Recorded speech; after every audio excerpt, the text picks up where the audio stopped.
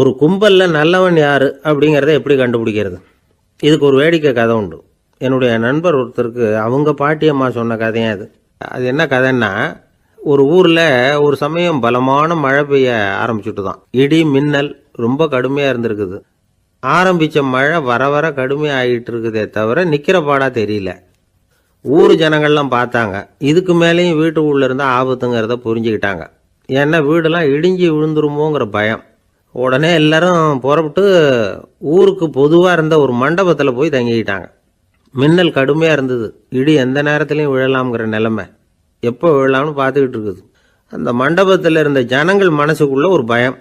நம்ம கூட்டத்தில் யாராவது ஒரு கெட்டவன் பாவம் பண்ணவன் இருந்தால் கூட இடி இந்த மண்டபத்தில் விழுந்துரும், அது எல்லாருக்கும் ஆபத்து அப்படின்னு நினச்சாங்க. சரி, இதுக்கு என்ன பண்ணலாம் அப்படின்னு யோசனை பண்ணாங்க. அந்த கூட்டத்தில் ஒரு பெரியவர் இருந்தார். அவர் ஒரு யோசனை சொன்னார். இதை பாருங்க, அதுக்கு ஒரு வழி இருக்குது. அதோ எதிர்த்தாப்புல கொஞ்சம் தூரத்தில் ஒரு உயரமாக மரம் ஒன்று இருக்குது பாருங்க. பொதுவாக இடி சுலபமாக விழறது அது மாதிரி உயரமான மரத்தில் தான். நம்ம கூட்டத்தில் இருக்கிறவங்க எல்லாரும் ஒவ்வொருத்தராக போய் அந்த மரத்தை தொட்டு விட்டு திரும்பி வந்துடணும். நம்மள பாவம் பண்ணவன் யாரோ அவன் அந்த மரத்தை தொடுற சமயத்தில் இடி விழுந்துடும். அவன் மட்டும் போயிடுவான். மண்டபத்தில் இருக்கிற நாமெல்லாம் பொழைச்சிக்கலாம் அப்படின்னு ஐடியா கொடுத்தார் அந்த பெரியவர். இது நல்ல யோசனையாக பட்டது. எல்லாரும் ஒத்துக்கிட்டாங்க. ஒவ்வொருத்தராக போய் அந்த மரத்தை தொட்டு விட்டு திரும்பி வந்தாங்க. இடி எதுவும் விழலை. இன்னமும் பாவம் பண்ண ஆசாமி அதை போய் தொடலை போல இருக்கு அப்படின்னு நினச்சிக்கிட்டாங்க. ஒவ்வொருத்தராக போகிறாங்க. எல்லாரும் போய் தொட்டுவிட்டு வந்தாச்சு. இன்னும் ஒரே ஒரு ஆசாமி தான் பாக்கி. கடைசியாக இருந்த அந்த ஆள் பயந்துட்டான். இது வரைக்கும் இடி விழலைன்னா இப்போ என்ன அர்த்தம்? இப்போ நாம தான் பாக்கி, நாம தான் தப்பு பண்ண ஆள் போல இருக்கு அப்படின்னு நினச்சிட்டான். அதனால் துணிச்சலாக போய் தொடுறதுக்கு பயந்தான். தயங்கிக்கிட்டே இருந்தான். இருந்தாலும் மற்றவங்கள்லாம் சும்மா இருப்பாங்களா? கட்டாயப்படுத்தி கழுத்தை பிடிச்சி தள்ளாத குறையா அவனை தள்ளி விட்டாங்க. போய் தொட்டுட்டு வாடான்னு. அவன் நடுங்கிட்டே போய் அந்த மரத்தை தொட்டான். அதே வினாடி ஒரு பயங்கரமான மின்னல் இடி விழுந்துட்டுது. எங்கே விழுந்தது தெரியுமா? அந்த ஆள் மேலே இல்லை, மண்டபத்தில் விழுந்தது. மண்டபத்தில் இருந்தவங்க பூரா காலி. அந்த ஒரு ஆள் மட்டும் புழைச்சிக்கிட்டான். இந்த ஒரு ஆளை காப்பாற்றுறதுக்காக தான் இடி மண்டபத்தில் விழாமல் இருந்திருக்குது. இதுதான் கதை. அதனால் நல்லவங்க எப்படியும் தப்பிச்சுக்குவாங்க அப்படிங்கிறது ஒரு நீதி. ஒருத்தன் அப்படி தான் தெருவில் நடந்து போய்கிட்டு இருந்தான். ரொம்ப நல்லவன். எதிரில் ஒருத்தன் சைக்கிளில் வந்துக்கிட்டு இருந்தான். அதில் மோதி இவன் கீழே விழுந்துட்டான். சைக்கிள்காரன் உடனே இறங்கி இவனை தூக்கி விட்டான். இவன் எழுந்திரிச்சு அவனை முறைச்சி பார்த்தான். அப்படி பார்க்காதீங்க சார், நீங்கள் ரொம்ப புண்ணியம் பண்ணியிருக்கீங்க, அதுதான் இப்போ சைக்கிளில் மோதிக்கிட்டீங்க அப்படின்றான். என்ன அப்படி சொல்கிறேன் நான்? இவன் 10 நிமிஷத்துக்கு முன்னாடி நான் லாரி ஓட்டிகிட்டு வந்தேன், அப்போ நீங்கள் எதிரில் வந்திருந்தீங்கன்னா என்ன ஆயிருக்கும் அப்படின்னானா அவன்.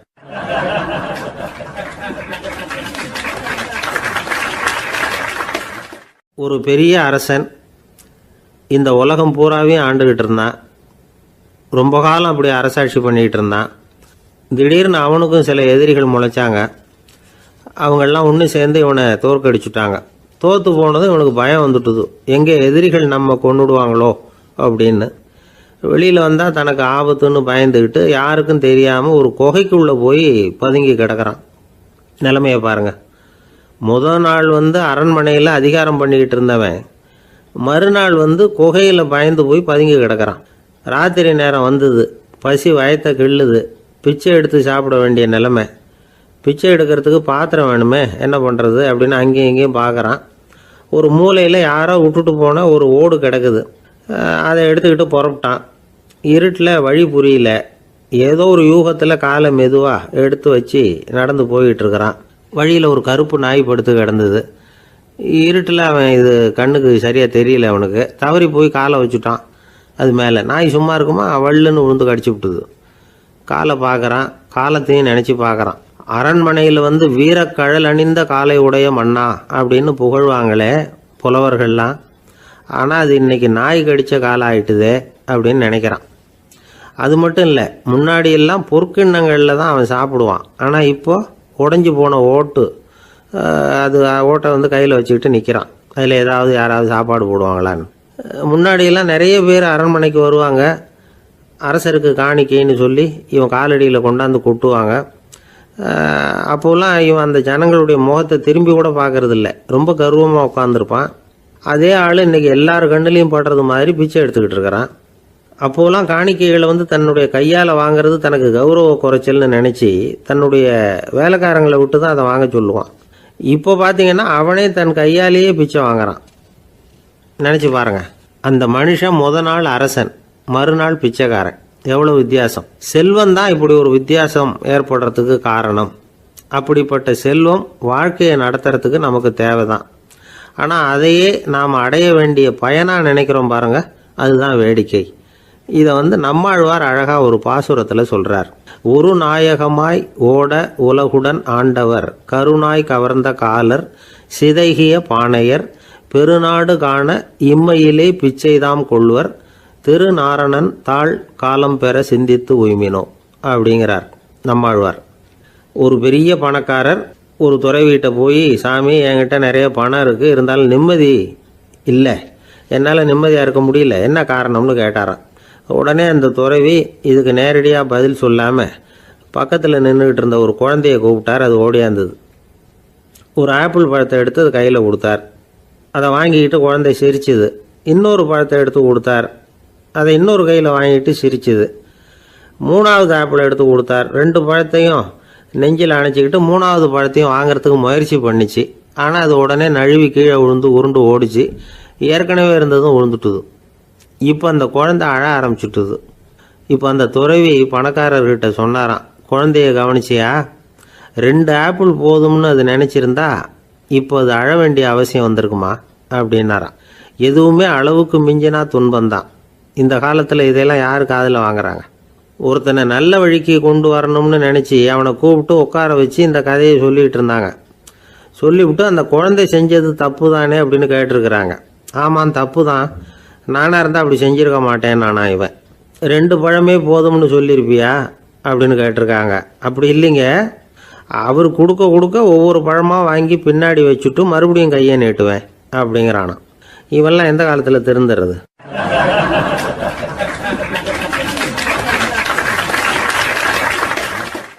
ஒரு பெரிய தத்துவ சிந்தனையாளர் இருந்தார், சுவாங்சு அப்படின்னு பேர். அவருடைய மனைவி ஒரு நாள் திடீர்னு காலமாயிட்டாங்க.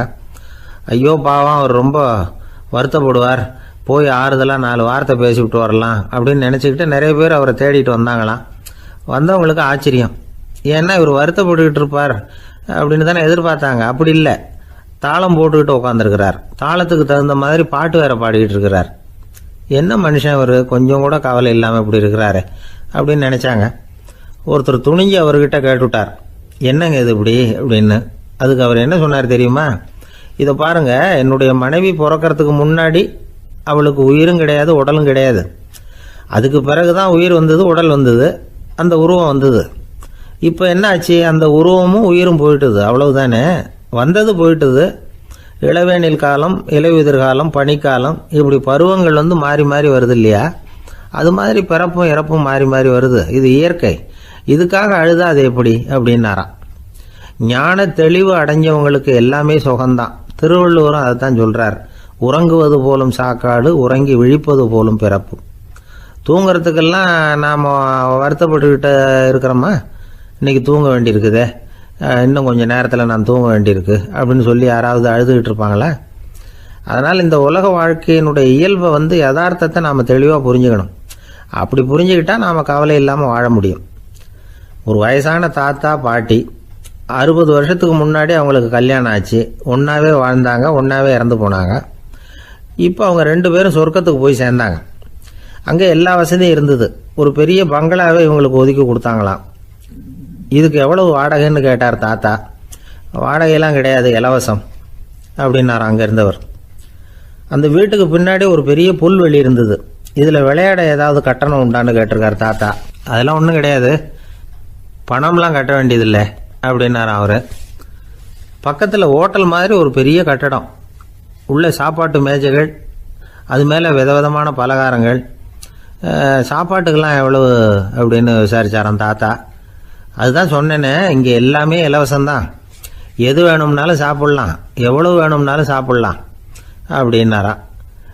நீங்கள் சொல்கிறீங்க அப்படி, ஆனால் நான் சர்க்கரை சேர்த்துக்கக்கூடாது, உப்பு சேர்த்துக்கக்கூடாது, பாட்டி கையால் எப்பவும் பத்திய சாப்பாடு தான் அப்படின்னாராம் தாத்தா. இதை பாருங்கள், இங்கே உங்களுக்கு அந்த கவலையும் வேண்டியதில்லை. இங்கே நீங்கள் ஸ்வீட்டு சாப்பிட்லாம், காரம் சாப்பிட்லாம், உங்களுக்கு எந்த நோயும் வராது அப்படின்னாராம் அங்கே சொர்க்கத்தில் இருந்தவர். இதை கேட்ட உடனே அந்த தாத்தா பக்கத்தில் நின்ன பாட்டியை பார்த்து கத்தினாராம், அடி பாவி, எல்லாத்தையும் கெடுத்துட்டியே, நீ எனக்கு பத்திய சாப்பாடு போடாமல் கண்டதை திங்க விட்டுருந்தா 10 வருஷத்துக்கு முன்னாடியே நான் இங்கே வந்து சேர்ந்துருப்பேனே அப்படின்னாராம்.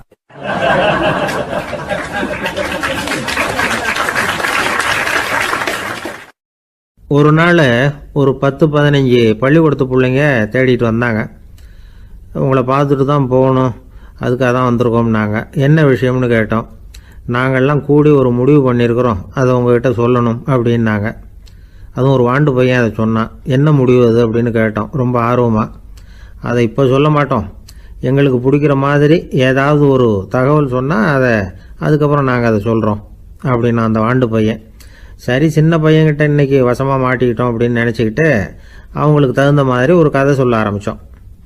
அது என்ன கதைன்னா, ஒரு பெரிய காடு, அதில் பலவிதமான மிருகங்கள்.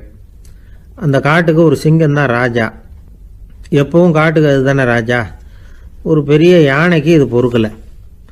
என்ன இது, எப்போ பார்த்தாலும் இங்கே சிங்கத்துக்கே ராஜா பதவி கிடைக்குது, நான்லாம் எவ்வளவு பலசாலியாக இருக்கிறேன், அப்படி இருந்தும் எனக்கு அந்த பதவி கிடைக்கலையே அப்படின்னு தனக்குள்ளே பொறுமிக்கிட்டே இருந்தது. ராஜா பதவியை நினச்சி ரொம்ப ஏக்கம், அதுக்கு பதவி மோகம். இந்த சமயம் பார்த்து ஒரு குள்ள நெறி கூட்டம் அதை தேடிட்டு வந்தது. ஐயா பெரியவங்களே, நீங்கள் இந்த காட்டுக்கு ராஜாவாக இருக்க ஆசைப்படுறீங்க, அதில் ஒன்றும் தப்பு இல்லை.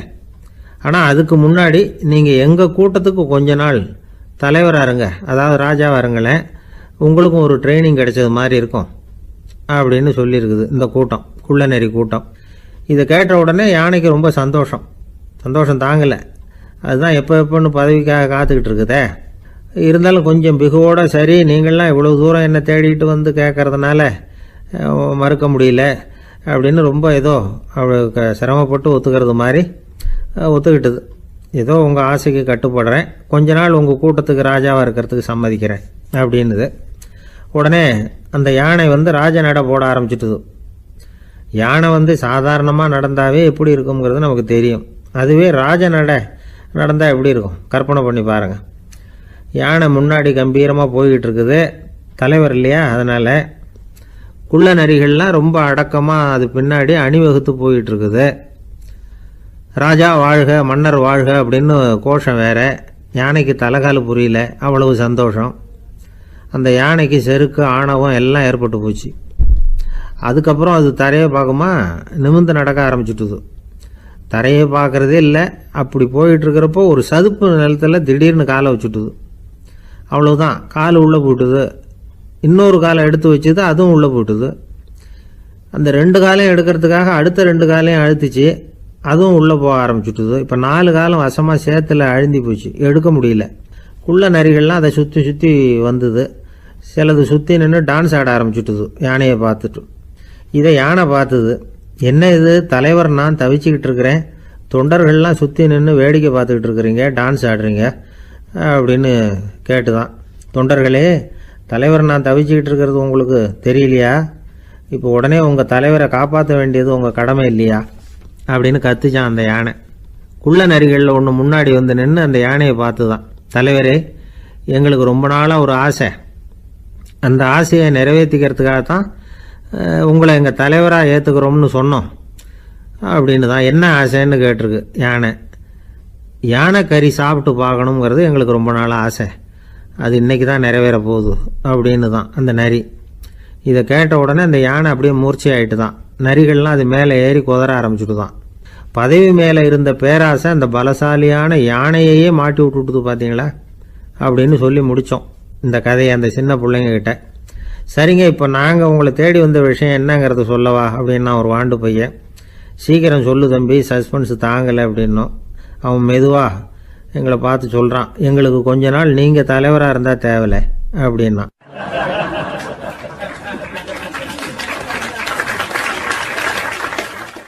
ஒரு காட்டில் ஒரு முனிவர் இருந்தார். ஒரு நாள் அவரை தேடிட்டு 4 பேர் வந்தாங்க. சுவாமி, எங்களுக்கு ரொம்ப நாளாக ஒரு சந்தேகம்னாங்க. என்னன்னு கேட்டார். இந்த உலகத்தில் எவ்வளவோ காரியங்கள் நடக்குது, எது நியாயம் எது அநியாயம் அப்படின்னு புரிஞ்சுக்க முடியலன்னாங்க. அது யாராலையும் புரிஞ்சுக்க முடியாதுன்னார் முனிவர். வந்தவங்களுக்கு ஆச்சரியமாக போச்சு, ஒரு மாதிரியாக பார்த்தாங்க. இதை முனிவர் கவனிச்சார். சரி புறப்படுங்க என்னோடன்னார். எங்கன்னு கேட்டாங்க. இப்போ உங்கள் 4 பேரையும் ஒரு புஷ்பக விமானத்தில் அழைச்சிட்டு போகிறேன்.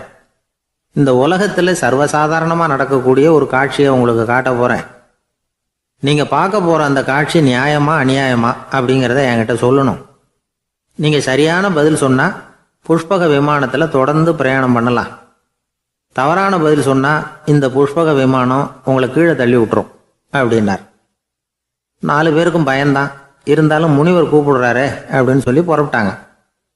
அவங்க எல்லாரும் புறப்பட்டு ஒரு காட்டு வழியாக போய்கிட்டு இருக்கிறாங்க புஷ்பக விமானத்தில். அங்கே நடக்கிற ஒரு காட்சியை காட்டுறார் முனிவர். அதோ அங்கே பாருங்கன்னார். அந்த விமானத்தில் இருந்தபடியே எல்லாரும் கீழே குனிஞ்சு பார்க்குறாங்க. அங்கே ஒரு தாய் புலி அப்போ தான் குட்டி போட்டிருக்கு. குட்டிகளை ஈன்ற உடனே பசிக்கு இறை தேடி அந்த பக்கமாக வருது. அதே நேரம் ஒரு தாய் மான், அதுவும் அப்போ தான் குட்டி போட்டிருக்கு. அதுவும் இதே மாதிரி குட்டிகளை ஈன்ற உடனே பசிக்கு இறை தேடி அந்த பக்கமாக வருது. இப்போ அந்த புலி அந்த மானை அடித்து போட்டுவிடுது. அதுவும் சாப்பிடுது, குட்டிகளுக்கும் கொடுக்குது. இப்போ அந்த புலிக்குட்டிகள் முகத்தில் மகிழ்ச்சி, தாயை இழந்த அந்த மான் குட்டிகள் முகத்தில் துக்கம். இப்போ அந்த முனிவர் 4 பேர்கிட்டையும் கேட்குறார், நீங்கள் இங்கே பார்த்தீங்களே, இதில் எது நியாயம் எது அநியாயம்? ஒவ்வொருத்தராக சொல்லுங்கள். உங்கள் பதில் சரியில்லைன்னா இந்த விமானம் உங்களை கீழே தள்ளி விட்டுரும். சொல்லுங்கள் பார்க்கலாம்னார். முதல்ல ஒருத்தன் சொன்னான், அந்த புலி செஞ்சது சரிதாங்க. அது பசிக்கு அதுதான் ஆகாரம். தன்னுடைய பசிக்கு தானே இறை தேடிக்கிட்டுது. அதில் என்ன தப்பு? அவ்வளவுதான். அதனால் புலி செஞ்சது நியாயம்தான் அப்படின்னா. அவ்வளவுதான், அந்த விமானம் அவனை அப்படியே கீழே தள்ளி விட்டுட்டுது. அதனால் அவன் கொடுத்த பதில் சரியில்லை அப்படிங்கிறது புரிஞ்சு போச்சு. இப்போ 2வது ஆள் சொன்னான், புலி செஞ்சது பாவம். அந்த தாய்மான் என்ன தப்பு பண்ணிச்சு? இப்போ அந்த குட்டிகளுக்கு யார் ஆதரவு? அதனால் புலி செஞ்சது அநியாயம் அப்படின்னா. அவ்வளவுதான், அவனையும் கீழே தள்ளி விட்டுடுது அந்த விமானம். இந்த பதிலும் சரியில்லை அப்படின்னு ஆயிட்டுது. இப்போ 3வது ஆள் வந்தான். முதல்ல 2 பேர் கீழே விழுந்ததை பார்த்துக்கிட்டு இருந்தான். அதனால் அவன் சொன்னான், ரெண்டுமே நியாயம்தாங்க. புலி இறை தேடினதும் இயற்கை, அதுக்கு மான் இறையானதும் இயற்கை. அதனால் இதில் ஒன்றும் தப்பு இல்லைன்னா. அவ்வளவுதான், அவனையும் அந்த விமானம் கீழே பிடிச்சி தள்ளி விட்டுது. இப்போ 4வது ஆள் வந்தான். முனிவர் கேட்டார், நீயாவது சொல்லுப்பா, இந்த செயலில் எது நியாயம்னார். அவன் தெளிவாக பதில் சொன்னான். அதாவது என்ன சொன்னான்னா, எனக்கு தெரியல அப்படின்னா. அவனை விமானம் கீழே தள்ளலை, சௌரியமாக அழைச்சிட்டு போட்டுது. இவனும் பிரயாணம் சௌக்கியமாக பண்ணானான். ஆக இதுதான் சரியான பதிலுங்கிறத முனிவர் உணர்த்தினார். இந்த கதையிலிருந்து நாம் புரிஞ்சுக்க வேண்டியது என்னன்னா, இந்த உலகத்தில் எவ்வளவோ காரியங்கள் நடக்குது. அதெல்லாம் ஏன் அப்படி நடக்குதுங்கிறதுக்கு எப்பேற்பட்ட பண்டிதராலும் பதில் சொல்ல முடியாது. தெரியாததை தெரியாதுன்னு ஒத்துக்கிட்டா வாழ்க்கை பிரயாணம் சுகமாக இருக்கும். அதனால் தேவையில்லாத விஷயங்களை புரிஞ்சுக்கிறதுக்கு நேரத்தை செலவு பண்ணிகிட்டு இருக்கக்கூடாது. வாழ்க்கையை குழப்பிக்க கூடாது. வாழ்க்கைக்கு தேவையானது என்னவோ அதை மட்டும் புரிஞ்சுக்கிட்டா போதும். இந்த காலத்து ஆள் ஒருத்தன் ஒரு பெரியவரை தேடி வந்தான். ஐயா, ஒரு சந்தேகம்னா. என்ன உன்னுடைய சந்தேகம்னார். பகுத்தறிவுன்னா என்ன, விதின்னா என்ன அப்படின்னு கேட்டான். இதுக்கு அவரு, இப்போ உன்னுடைய வலது காலை தூக்குன்னார். தூக்கினான். சரி, இப்போ உன்னுடைய வலது காலை கீழே இறக்காம உன்னுடைய இடது காலையும் தூக்குன்னார். தூக்கினான். பொத்துன்னு கீழே விழுந்துட்டான். பெரியவர் சொன்னார், உன்னால் ஒரு காலை தூக்க முடிஞ்சுது, அதுதான் பகுத்தறிவு. 2 கால்களையும் ஒரே சமயத்தில் தூக்குனா அடிபடும், அப்படிங்கிறது தான் விதி அப்படின்னு விளக்கம் கொடுத்தார். இவன் தன்னுடைய விதியை நொந்துக்கிட்டே இடுப்பை பிடிச்சிக்கிட்டு அங்கேருந்து நடந்து போயிட்டான்.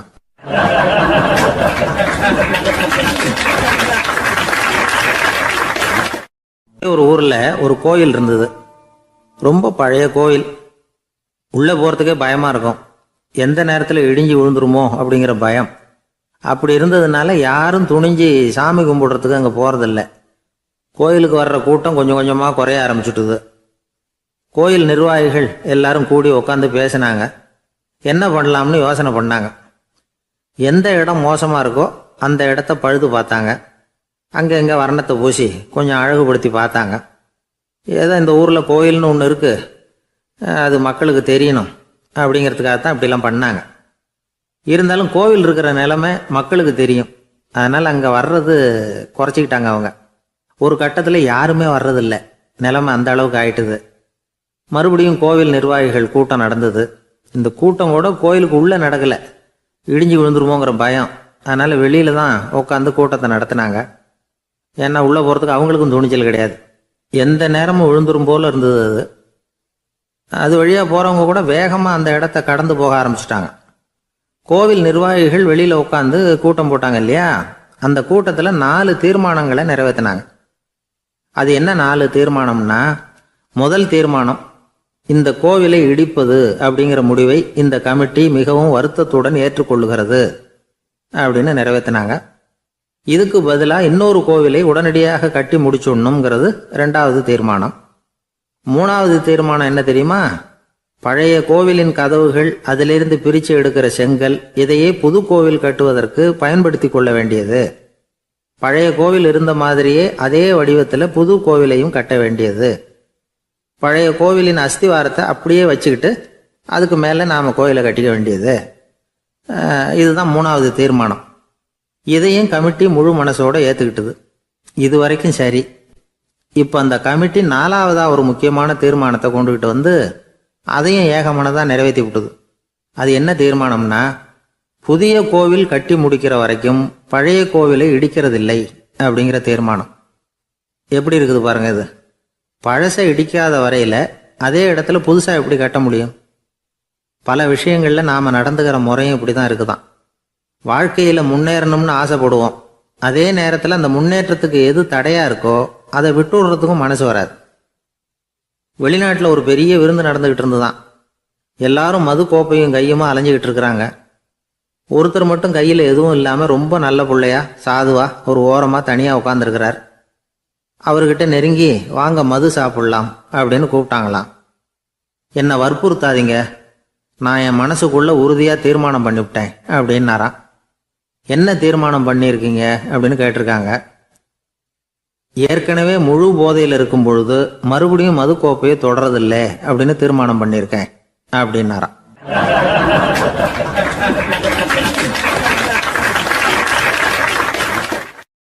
ஒரு ஊரில் ஒரு பெரியவர் இருந்தார்.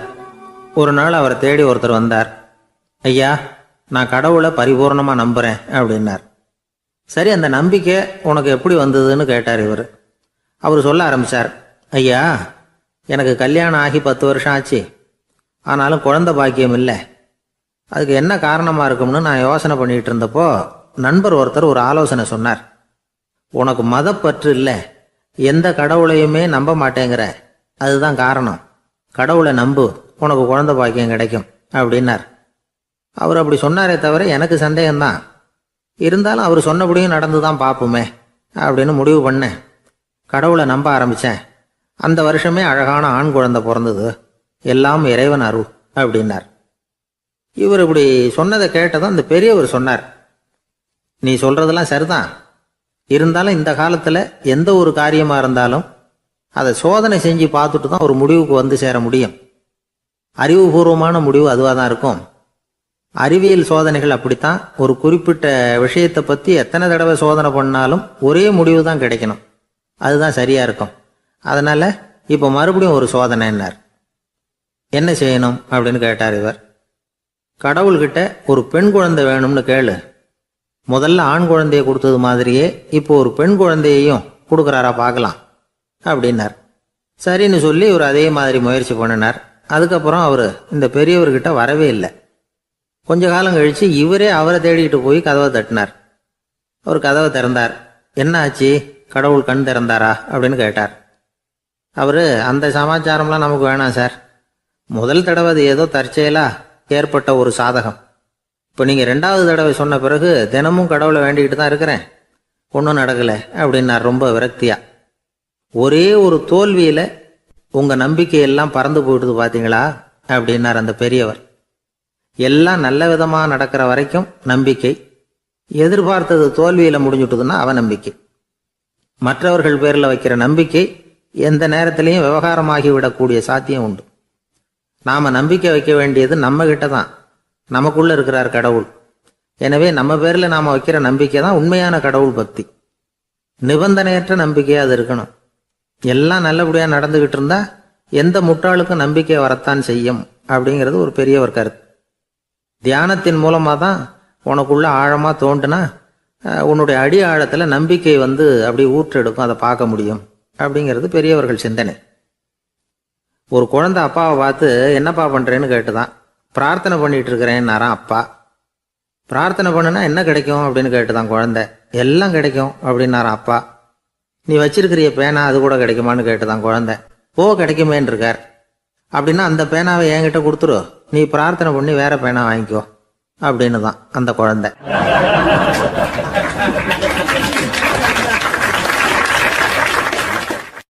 ஒரு ஊர்ல ஒரு குரு இருந்தார், ஜென் குரு. அவரை தேடிட்டு ஒரு மன்னர் வந்தார். வந்தவர் ஜப்பான் மன்னர். தோட்டக்கலையை பற்றி தெரிஞ்சுட்டு போகிறதுக்காக அவர் வந்தார். எப்படி தோட்டம் அமைக்கிறது அப்படிங்கிறத பற்றி அந்த குரு விவரமாக சொல்லி கொடுத்தாரு. ஒரு நாள் 2 நாள் இல்லை, 3 வருஷம் கற்றுக் கொடுத்தார். அதுக்கப்புறம் சொன்னார், நான் கற்றுக் கொடுத்துட்டேன், இனிமேல் நீங்கள் போகலாம், போய் தோட்டம் அமைக்கலாம், அதுதான் உங்களுக்கு பரிசை. தோட்டம் அமைச்ச பிறகு சொல்லி அனுப்புங்க, நான் வந்து பார்க்குறேன். நீங்கள் இங்கே என்னவெல்லாம் கற்றுக்கிட்டீங்களோ அதையெல்லாம் அங்கே செயல்முறையில் செஞ்சு காட்டுங்க அப்படின்னு சொல்லி அனுப்பி வச்சார். மன்னர் போனார். அரண்மனைக்கு பக்கத்திலே ஒரு பெரிய தோட்டத்தை உண்டு பண்ணினார். அழகான மரங்களையும் செடிகளையும் உருவாக்கினார்.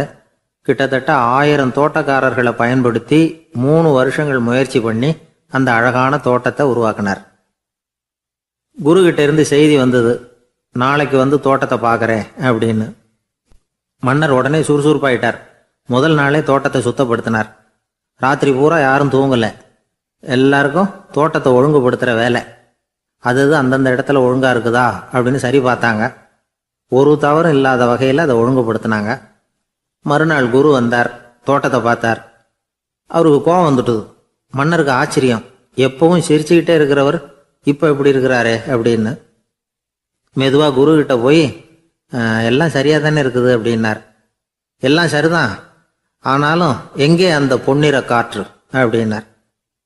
உதிர்ந்த இலைகள், பொன் மஞ்சள் நிற இலைகள் காற்றில் அப்படி புரண்டு ஓடுவதை நான் பார்க்க முடியவில்லையே அப்படின்னாராம். அது இல்லாமல் இந்த தோட்டம் உயிரோட்டம் உள்ளதாக இருக்காது, இதில் பாடல் இல்லை, ஆடல் இல்லை, அதெல்லாம் இல்லாமல் இந்த தோட்டம் ரொம்பவும் செயற்கையாக தெரியுதேன்னாராம். மன்னர் இப்போதான் யோசனை பண்ணார். கீழே கிடந்த காஞ்சி போன இலைகள் மட்டும் இல்லை, மரத்தில் இருந்த காஞ்சி போன இலைகளையும் அப்புறப்படுத்தி சுத்தமாக வச்சிருக்கிறார். இறப்பும் வாழ்க்கையினுடைய ஒரு பகுதி தான். மரணம்ங்கிறது வாழ்க்கைக்கு எதிரானது அல்ல, அதை நிரப்பும் ஒரு பகுதி தான் அது. மரணம் இல்லையில் வாழ்க்கையே இல்லை அப்படிங்கிறது பெரியவங்க கருத்து. இப்போ அந்த தோட்டம் அழகாக தான் இருக்குது, இருந்தாலும் அது ஒரு ஓவியம் மாதிரி உயிர் இல்லாமல் இருக்கு.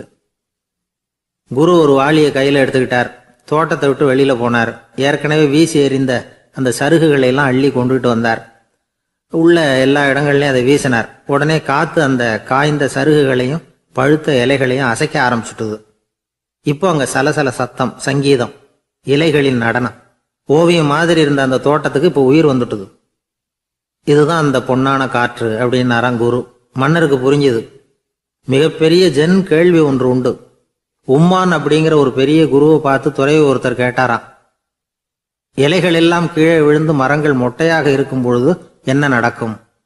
இதுதான் கேள்வி. இதுக்கு உம்மான் சொன்ன பதில் பொன்னான காற்று, தி கோல்டன் விண்ட் அப்படின்னாராம். இதுக்கு என்ன விளக்கம்னா, உன்னுடைய எண்ணங்கள் எல்லாம் உன்னுடைய மனசிலிருந்து கீழே விழுந்து உனது உள்ளுணர்வானது மொட்டையாக நிற்கும் நிலைதான் அது. உனது வேர்களின் அருகில் காற்று வீசுகிறது.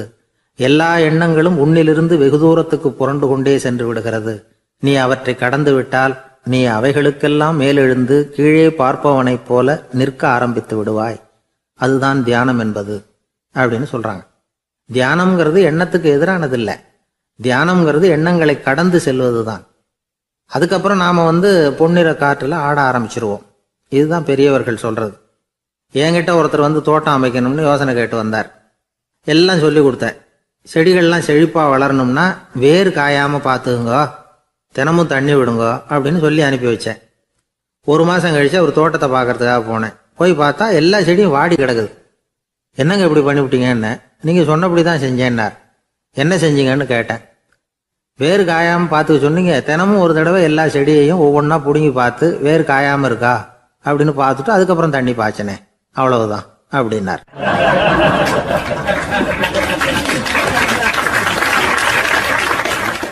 ஒரு வயசான பாட்டியும் தாத்தாவும் ஒரு பூங்காவில் உட்காந்து பேசிக்கிட்டு இருக்கிறாங்க. அவங்களுக்கு கல்யாணம் ஆகி 53 வருஷம் ஆச்சு. பிள்ளைங்கள்லாம் படித்து பெரிய பெரிய வேலையில் இருக்கிறாங்க. பேரன் பேத்திகளும் நல்ல நிலைமையில் இருக்கிறாங்க. இந்த தாத்தாவும் பாட்டியும் சிரித்து பேசிக்கிட்டு இருந்ததை ஒரு பெரியவர் பார்த்தார். அவருக்கு ஆச்சரியமாக இருந்தது. இந்த வயசுலேயும் இவ்வளவு அந்யோன்யமாக இவங்க பேசிக்கிட்டு இருக்கிறாங்களே அப்படின்னு நினச்சார். சரி, நேரிலேயே கேட்டுருவோமே அப்படின்னு நினச்சிக்கிட்டு கிட்ட போனார். உங்கள் மன வாழ்க்கையின் வெற்றிக்கான ரகசியம் என்ன அப்படின்னு கேட்டார். இதை கேட்டதும் அந்த தாத்தா சிரிச்சுக்கிட்டே பாட்டியை பார்த்தாராம். அதுக்கப்புறம் சொன்னாராம், நான் இந்த அம்மாவை கல்யாணம் பண்ணிக்கிட்டதுக்கும் எங்களுடைய இல்வாழ்க்கை இவ்வளவு நாளாக பலம் குறையாமல் மகிழ்ச்சியாக இருக்கிறதுக்கும் காரணம் ஒன்று தான். அது என்ன காரணம்னா, எங்களுக்கு இடையில பொதுவாக நிறைய குறைகள் உண்டு, அதுதான் காரணம் அப்படின்னாராம். அவர் சொல்கிறது சரிதான் அப்படிங்கிறது மாதிரியே அந்த பாட்டியும் அவரை நிமிர்ந்து பார்த்தாங்களாம். இந்த பெரியவர் மறுபடியும் அந்த பாட்டியை பார்த்து அதே கேள்வியை கேட்டிருக்கார். உங்களுடைய நீண்டகால மன வாழ்க்கைக்கு கிடைச்ச வெற்றி எதனாலேன்னு சொல்ல முடியுமா அப்படின்னு கேட்டாராம். அவங்களும் சிரிச்சுக்கிட்டே பதில் சொன்னாங்களாம். என்ன பதில் தெரியுமா? சில பேரை நாம் குறிப்பிட்ட பண்புகளுக்காக நேசிக்கிறோம், வேற சிலரை நாம் அந்த பண்புகள் இல்லாத குறைகளுக்காகவே விரும்பி பழகிறோம் இல்லையா அப்படின்னு கேட்டுவிட்டு தலையை குனிஞ்சுக்கிட்டாங்களாம் அந்த பாட்டியம்மா. அவங்க அப்படி சொன்னதை கேட்டதும் இவருக்கு புதுசாக ஞானம் பிறந்தது மாதிரி இருந்துதான். இதுதான் மனம் நிறைந்த மன வாழ்க்கை அப்படிங்கிறார் சுவாமி சின்மயானந்தர். பண்புகளை எப்படி நேசிக்க முடியுதோ அதே மாதிரி பண்புகள் இல்லாத குறைகளையும் நேசிக்க முடியும். மனசு தான் காரணம். ஒரு மேல்நாட்டு தம்பதி, அவங்களும் தாத்தா பாட்டி தான். அவங்க 2 பேரும் ஒரு பூங்காவில் உட்காந்து சிரித்து பேசிக்கிட்டு இருக்கிறாங்க. அதை ஒருத்தர் பார்த்தார். அவருக்கு ஆச்சரியம், இவ்வளவு காலம் ஆகி இந்த வயசுலையும் இப்படி அன்பா பேசிக்கிட்டு இருக்கிறாங்களே அப்படிங்கிற ஆச்சரியம். கிட்ட நெருங்கி போனாரு. கேட்டார், ஏன் தாத்தா, உங்களுக்கு கல்யாணம் ஆகி எவ்வளோ வருஷம் ஆச்சுன்னார். 55 வருஷம் ஆச்சுன்னாராம் அவரு. இன்னமும் இவ்வளவு சந்தோஷமா இருக்கிறீங்களே, அதுக்கு என்ன காரணம்னு கேட்டிருக்கார். அதுக்கு என்ன காரணம்னா, இது வரைக்கும் எங்களுக்குள்ள சண்டையே வந்ததில்லை அப்படின்னாராம். அது எப்படி முடியும்னு கேட்டிருக்கார் இவர் ஆச்சரியமா. அந்த தாத்தா சொல்ல ஆரம்பிச்சாராம், இதை பாருப்பா, எங்களுக்கு கல்யாணம் ஆன புதுசில் நானும் என்னுடைய மனைவியும் ஒரு குதிரை மேலே ஏறி ஒரு காட்டு வழியாக போய்கிட்டு இருந்தோம். கொஞ்சம் தூரம் போனதும் அந்த குதிரை எடக்கு பண்ணிச்சு. நான் உடனே கீழே இறங்கி அந்த குதிரையை பார்த்து, இது உனக்கு முதல் தடவை அப்படின்னு மிரட்டலாக சொல்லிவிட்டு ஏறி உட்காந்தேன். மறுபடியும் போனோம். கொஞ்சம் தூரம் குதிரை நல்லபடியாக நடந்து போச்சு. மறுபடியும் எடக்கு பண்ண ஆரம்பிச்சுட்டுது. நான் கீழே இறங்கினேன். கையில் இருந்த சாட்டையால் ஓங்கி ஒரு அடி கொடுத்தேன். இது உனக்கு 2வது தடவை அப்படின்னு சொல்லிவிட்டு ஏறி உக்காந்தேன். மறுபடியும் குதிரை கொஞ்சம் தூரம் நல்ல விதமாக நடந்து போச்சு. அப்புறமும் எடக்கு பண்ண ஆரம்பிச்சுட்டுது. அந்த சமயத்தில் ஒரு ஆற்று பாலத்தை கடந்து போய்கிட்டு இருக்கிறோம். நான் கீழே இறங்கினேன். என்னுடைய மனைவியையும் கீழே இறங்க சொன்னேன். அந்த குதிரையை பிடிச்சி அப்படியே ஆற்றுல தள்ளி விட்டுட்டேன். தள்ளி விட்டுட்டு, இது உனக்கு கடைசி தடவை அப்படின்னு சொன்னேன். அதை பார்த்ததும் என் மனைவி பதறி போயிட்டாங்க. போய், ஐயோ பாவம், என்ன இப்படி பண்ணிவிட்டீங்க, உங்களுக்கு மனசில் கொஞ்சம் கூட இறக்கமே இல்லையா அப்படின்னாங்க. நான் மெதுவாக இவங்க பக்கம் திரும்பி, இது உனக்கு முதல் தடவை அப்படின்னேன். அவ்வளவுதான், அன்னையிலேருந்து இன்னைய வரைக்கும் ஒரு நாள் கூட எங்களுக்குள்ள சண்டையே வந்ததில்லை அப்படின்னு விளக்கம் கொடுத்தார் அந்த தாத்தா.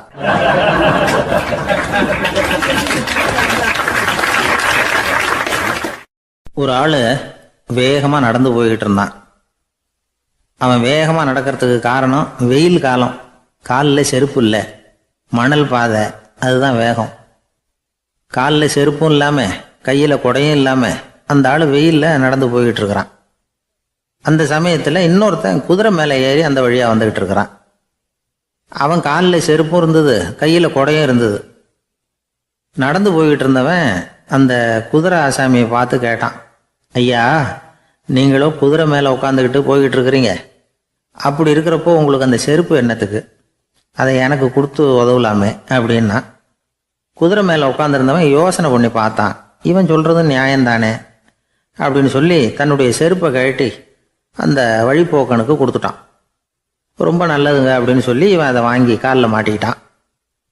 அதுக்கப்புறம் மறுபடியும் இவன் ஆரம்பித்தான், ஐயா, நீங்கள் குதிரையில் போகிறதுனால போக வேண்டிய இடத்துக்கு வேகமாக போய் சேர்ந்துருவீங்க, அதனால் உங்கள் கையில் அந்த குடை என்னத்துக்கு, நான் நடந்து போயிட்டுருக்கிறவன் ரொம்ப நேரம் நடக்க வேண்டியிருக்கும், இந்த வெயில்ல, அதனால அந்த கொடையையும் எனக்கு கொடுங்களேன் அப்படின்னா. குதிரை வீரன் யோசனை பண்ணி பார்த்தான், இதுவும் நியாயம்தானே அப்படின்னு அவனுக்கு தோணுச்சு. உடனே இறக்கப்பட்டு தன் காலில் இருந்த செருப்பை கொடுத்தது மாதிரியே தன் கையில் இருந்த கொடையையும் இவங்கிட்ட கொடுத்துட்டான். அதுக்கப்புறம் அவன் நிம்மதியாக புறப்பட்டான். இப்போ மறுபடியும் கை தட்டி அவனை நிறுத்தினான். கீழே நின்றுட்டு இருந்தவன், என்னப்பா ஏன் என்ன நிறுத்தின, இன்னும் ஏதாவது வேணுமா உனக்கு அப்படின்னா குதிரையில் இருந்தவன். இவன் மெதுவாக வாயை திறந்து, அந்த குதிரையையும் என்கிட்ட கொடுத்துருங்களேன்னா. அந்த குதிரை வீரன் இப்போ ஒரு கணம் யோசனை பண்ணி பார்த்தான். உடனே என்ன பண்ணான் தெரியுமா, தன்கிட்ட இருந்த குதிரை சவுக்கை எடுத்தான். குதிரை சவுக்கால அந்த ஆளை வாங்குவாங்கன்னு வீசி தள்ளிவிட்டான். இவ்வளவு சவுக்கடியும் வாங்கிக்கிட்டு இந்த ஆள் என்ன பண்ணான் தெரியுமா, சிரிக்கிறான். அடி வாங்கிட்டு யாராவது சிரிப்பாங்களா? குதிரை வீரனுக்கு ஒன்றும் புரியல. என்னப்பா அது, ஏன் இப்படி அடி வாங்கிட்டு இப்படி சிரிக்கிறியே அப்படின்னு கேட்டான். இப்போ அந்த வழிப்போக்கம் சொல்கிறான், ஐயா நான் இப்படி சிரிக்கிறதுக்கு காரணம் இருக்கு. இப்படி குதிரை கேட்டு உங்ககிட்ட அடி வாங்கலேன்னு வச்சுக்கோங்க, என் உயிர் உள்ள வரைக்கும் மனசில் ஒரு தவிப்பு இருந்துக்கிட்டே இருக்கும். செருப்பையும் கொடையையும் கேட்ட உடனே கொடுத்தவன் குதிரையையும் கேட்டிருந்தா கொடுத்துருப்பானோ அப்படிங்கிற பேராசையில் ஏங்கிக்கிட்டே இருந்திருப்பேன்.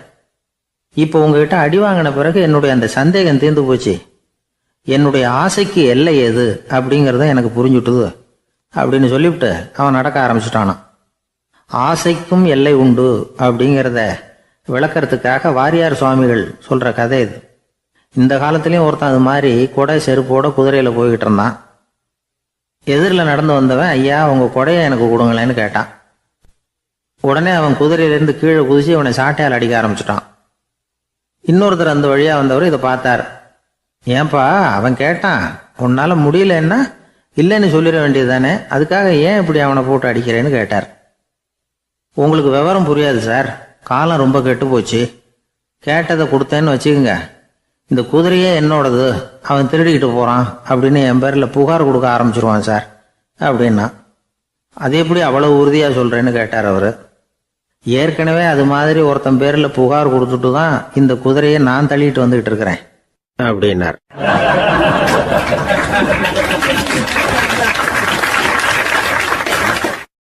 கடற்கரை ஓரமா ஒரு பெரியவர் கையால மணலை கீறிக்கிட்டே உட்காந்துருக்கிறார். என்னத்தையும் தேடிட்டு இருக்கிறது மாதிரி தெரிஞ்சது. மெதுவா கிட்டத்துல போய் என்னத்தை தேடிட்டு இருக்கிறீங்க அப்படின்னு கேட்டோம். அவரு சாவகாசமா நிமிந்து பார்த்து நிம்மதியை தேடிட்டு இருக்கிறேன்னார். நாங்க ஒரு மாதிரி ஆயிட்டோம். இருந்தாலும் சமாளிச்சுக்கிட்டு, சார் மணல்ல கிழிஞ்சல் தான் கிடைக்கும், நிம்மதி கிடைக்காது அப்படின்னோம். சரி இன்னைக்கு வசமா நம்ம கிட்ட ஒரு ஆள் மாட்டிக்கிட்டார் அப்படின்னு நினைச்சு அவர் பக்கமா போய் உட்காந்துக்கிட்டு கதை சொல்ல ஆரம்பிச்சிட்டோம். ஒரு பெரிய மன்னர் இருந்தார். அவருக்கு எல்லா வசதியும் இருந்தது. இருந்தாலும் ஒரே ஒரு குறை, அது என்னன்னா நிம்மதி இல்லைங்கிற குறை. அரண்மனையில தினமும் கலை நிகழ்ச்சி நாட்டியம் எல்லாம் நடந்துகிட்டு தான் இருந்தது. இருந்தாலும் நிம்மதி இல்லை. சரி நிம்மதி எங்க கிடைக்கும் அப்படின்னு தேட ஆரம்பிச்சார். உடனே அதுக்கான முயற்சிகள்ல தீவிரமா இறங்கினார். நாட்டில் உள்ள தத்துவ மேதைகளை எல்லாம் கூப்பிட்டுட்டு வர சொன்னார். எல்லாரும் வந்து சேர்ந்தாங்க. அவங்கள பார்த்து நிம்மதி எங்க இருக்குது அப்படின்னு விசாரிச்சார். அவங்களுக்கு அது தெரிஞ்சா ஏன் இப்படி ராஜா முன்னாடி வந்து நின்றுட்டு இருக்க போறாங்க? ராஜாவோட கேள்விக்கு ஒவ்வொருத்தரும் ஒவ்வொரு மாதிரி விளக்கம் கொடுக்க ஆரம்பிச்சிட்டாங்க. எந்த பதிலும் ராஜாவுக்கு திருப்தி அளிக்கக்கூடிய அளவுக்கு இல்லை. சரி போயிட்டு வாங்கன்னு சொல்லி அவங்கள எல்லாம் அனுப்பி வச்சுட்டார்.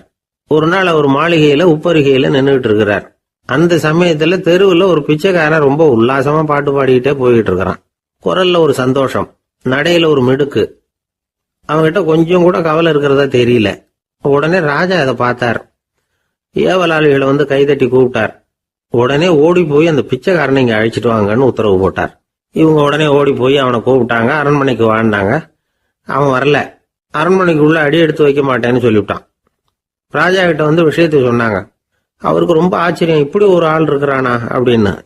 சரி அவன் என்னதான் சொல்றான் அப்படின்னு விசாரிச்சார். இவங்க மறுபடியும் தெருவுக்கு போய் கேட்டாங்க.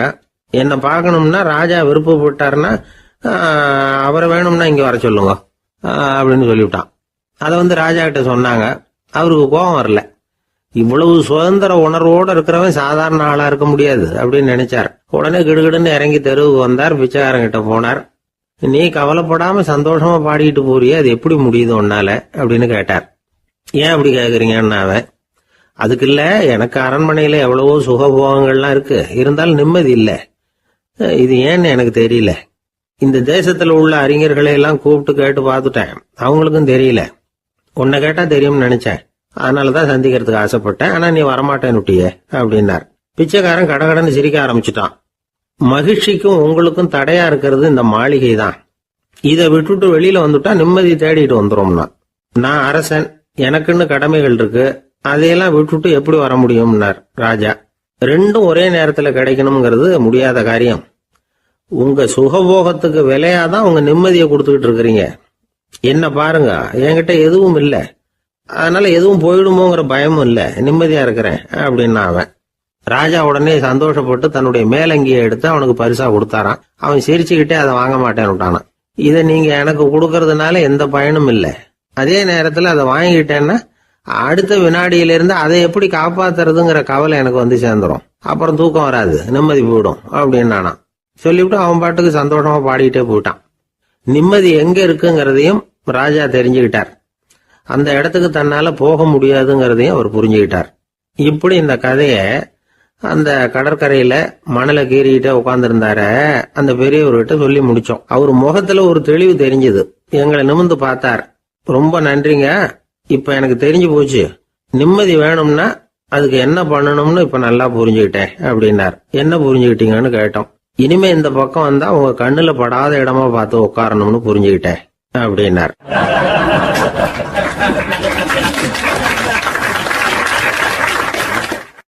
ஒரு சன்னியாசி, அவரு ஒரு நாள் ஒரு கனவு கண்டாராம்.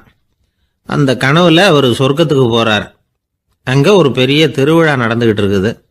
எங்க பார்த்தாலும் அலங்கார வளைவுகள், வண்ணமயமான விளக்குகள், பாதைகள் பூரா மலர்கள், எல்லா கட்டடங்களும் ஒளிமயம். அவ்வளவு கோலாகலமா பிரம்மாண்டமா அந்த திருவிழா நடந்துகிட்டு இருக்குது.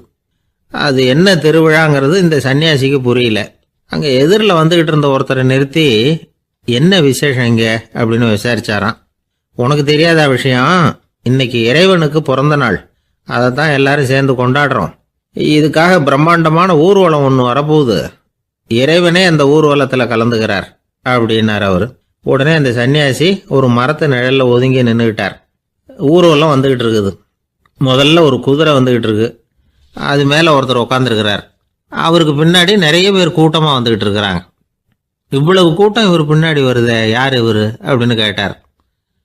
ஒரு மதத்தின் பெயரை சொல்லி, இவர் அந்த மதத்தின் தலைவர், அவரை பின்பற்றுகிற மக்கள் கூட்டம் பின்னாடி வந்துகிட்டு இருக்குது அப்படின்னு விவரம் சொல்லியிருக்கிறாங்க. இவங்களுக்கு அடுத்தபடியா இன்னொரு குதிரையில ஒருத்தர் வந்துகிட்டு இருக்கிறார். அவருக்கு பின்னாடி ஏகப்பட்ட கூட்டம். இவர் யாருங்க அப்படின்னு கேட்டிருக்காரு சன்னியாசி. அங்க இருக்கிறவங்க விவரம் சொல்லியிருக்கிறாங்க. இன்னொரு மதத்தின் பெயரை சொல்லி, இவர் அந்த மதத்தினுடைய தலைவர், அவர் வழியை பின்பற்றுகிறவர்கள் அவர் பின்னாடி கூட்டமா வந்துகிட்டு இருக்கிறாங்க அப்படின்னு இருக்காங்க. இப்படி ஒவ்வொருத்தரா குதிரை மேல வந்துகிட்டே இருக்கிறாங்க. அவங்கள பின்பற்றியும் ஒவ்வொரு கூட்டம் வந்துகிட்டே இருக்குது. அந்த பெரிய ஊர்வலம் அது பாட்டுக்கு போய்கிட்டு இருக்குது. கடைசியா அது முடிஞ்சது ரொம்ப நேரம் கழிச்சு. அதுக்கப்புறம் கொஞ்ச நேரம் கழிச்சு ஒரு வயசான ஆள் குதிரை மேல வந்துகிட்டு இருக்கிறார். ஆனா அவருக்கு பின்னாடி யாருமே இல்லை. அவர் பரிதாபமா தனியா வந்துகிட்டு இருக்கிறார். அவர் அந்த ஊர்வலத்தை சேர்ந்தவரா இல்லையாங்கிறதே தெரியல. இவர் யாரு, இவர் ஏன் இப்படி தனியா வந்துகிட்டு இருக்கிறார் அப்படின்னு கேட்டிருக்காரு அந்த சன்னியாசி. என்னது இப்படி கேட்குறீங்க, இவர் தான் கடவுள், இவருக்காக தான் இன்னைக்கு இந்த ஊர்வலமே நடக்குது, இவருக்கு தான் இன்னைக்கு பிறந்த நாள், முன்னாடி போகிற ஊர்வலம் பூரா இவருடைய பிறந்த நாளை கொண்டாடுறதுக்காக தான் அப்படின்ட்டு இருக்காங்க. இதை கேட்டதும் அந்த சன்னியாசிக்கு திடுக்குன்னு தூக்கி போட்டிருக்கு. இது வரைக்கும் கனவு கண்டுகிட்டு இருந்தவர் முடிச்சுக்கிட்டார். அதுக்கப்புறம் தான் யோசிச்சு பார்த்துருக்கார். உண்மைதான், மக்கள் எல்லாரும் பக்தி மார்க்கத்தில் போகிறதா நினச்சிக்கிட்டு பாதை மாறி போயிட்டு இருக்கிறாங்க. கடவுளை பின்பற்றுவதாக நினைக்கிறாங்க பக்தர்கள். ஆனால் கடவுளுக்கு பின்னாடி யாருமே இல்லை. இன்னமும் இயல்பா இதை பற்றி யோசிச்சு பார்த்தா, உண்மைக்கு பின்னாடி தான் நான் போய்கிட்டு இருக்கேன் அப்படின்னு நிறைய பேர் சொல்கிறாங்க. ஆனால் அந்த உண்மை அனாதையாக போய்கிட்டு இருக்குது. அப்படி ஆயிட்டுது உலகம். இந்த காலத்துலேயும் ஒரு ஊர்வலம், ஒரு பெரிய மனுஷருக்கு பிறந்த நாள் விழா. அவர் குதிரை மேலே ஏறி முன்னாடி போய்கிட்டு இருக்கிறார். அவருக்கு பின்னாடி ஒரு 100 பேர் தொண்டர்கள் அவங்க பாட்டுக்கு போகிறாங்க. எல்லாம் பணம் கொடுத்து ஏற்பாடு பண்ணவங்க, எல்லாம் பணம் வாங்கிட்டு முன்னாடி போயிட்டு இருக்கிறாங்க. கொஞ்சம் தூரம் நடந்ததும் கால் வலிக்க ஆரம்பிச்சுட்டுது. ஒவ்வொருத்தரும் அப்படியே ஒதுங்க ஆரம்பிச்சுட்டாங்க. அதான் முன்னாடியே பணம் கிடைச்சிட்டுதே, இனிமேல் ஒதுங்கினா என்னன்னு ஒதுங்கிட்டாங்க. ஒரு கட்டத்தில் குதிரையில் போகிறவர் தற்செயலாக திரும்பி பார்க்குறாரு, பின்னாடி யாருமே இல்லை. எல்லாரும் ஓடி போயிட்டாங்க. ஒரே ஒரு ஆள் மட்டும் ரொம்ப விசுவாசமாக பின்னாடி நடந்து வந்துக்கிட்டு இருந்தான். ஏன்ப்பா நீ மட்டும் வந்துக்கிட்டு இருக்கிறியே, நீ வீட்டுக்கு போகலையான்னு கேட்டிருக்காரு அவர். நீங்கள் அந்த குதிரையையும் அதுக்குள்ள வாடகை பணத்தையும் கொடுத்துட்டீங்கன்னா நானும் போயிடுவேன் அப்படின்னு நானா இந்த ஆள்.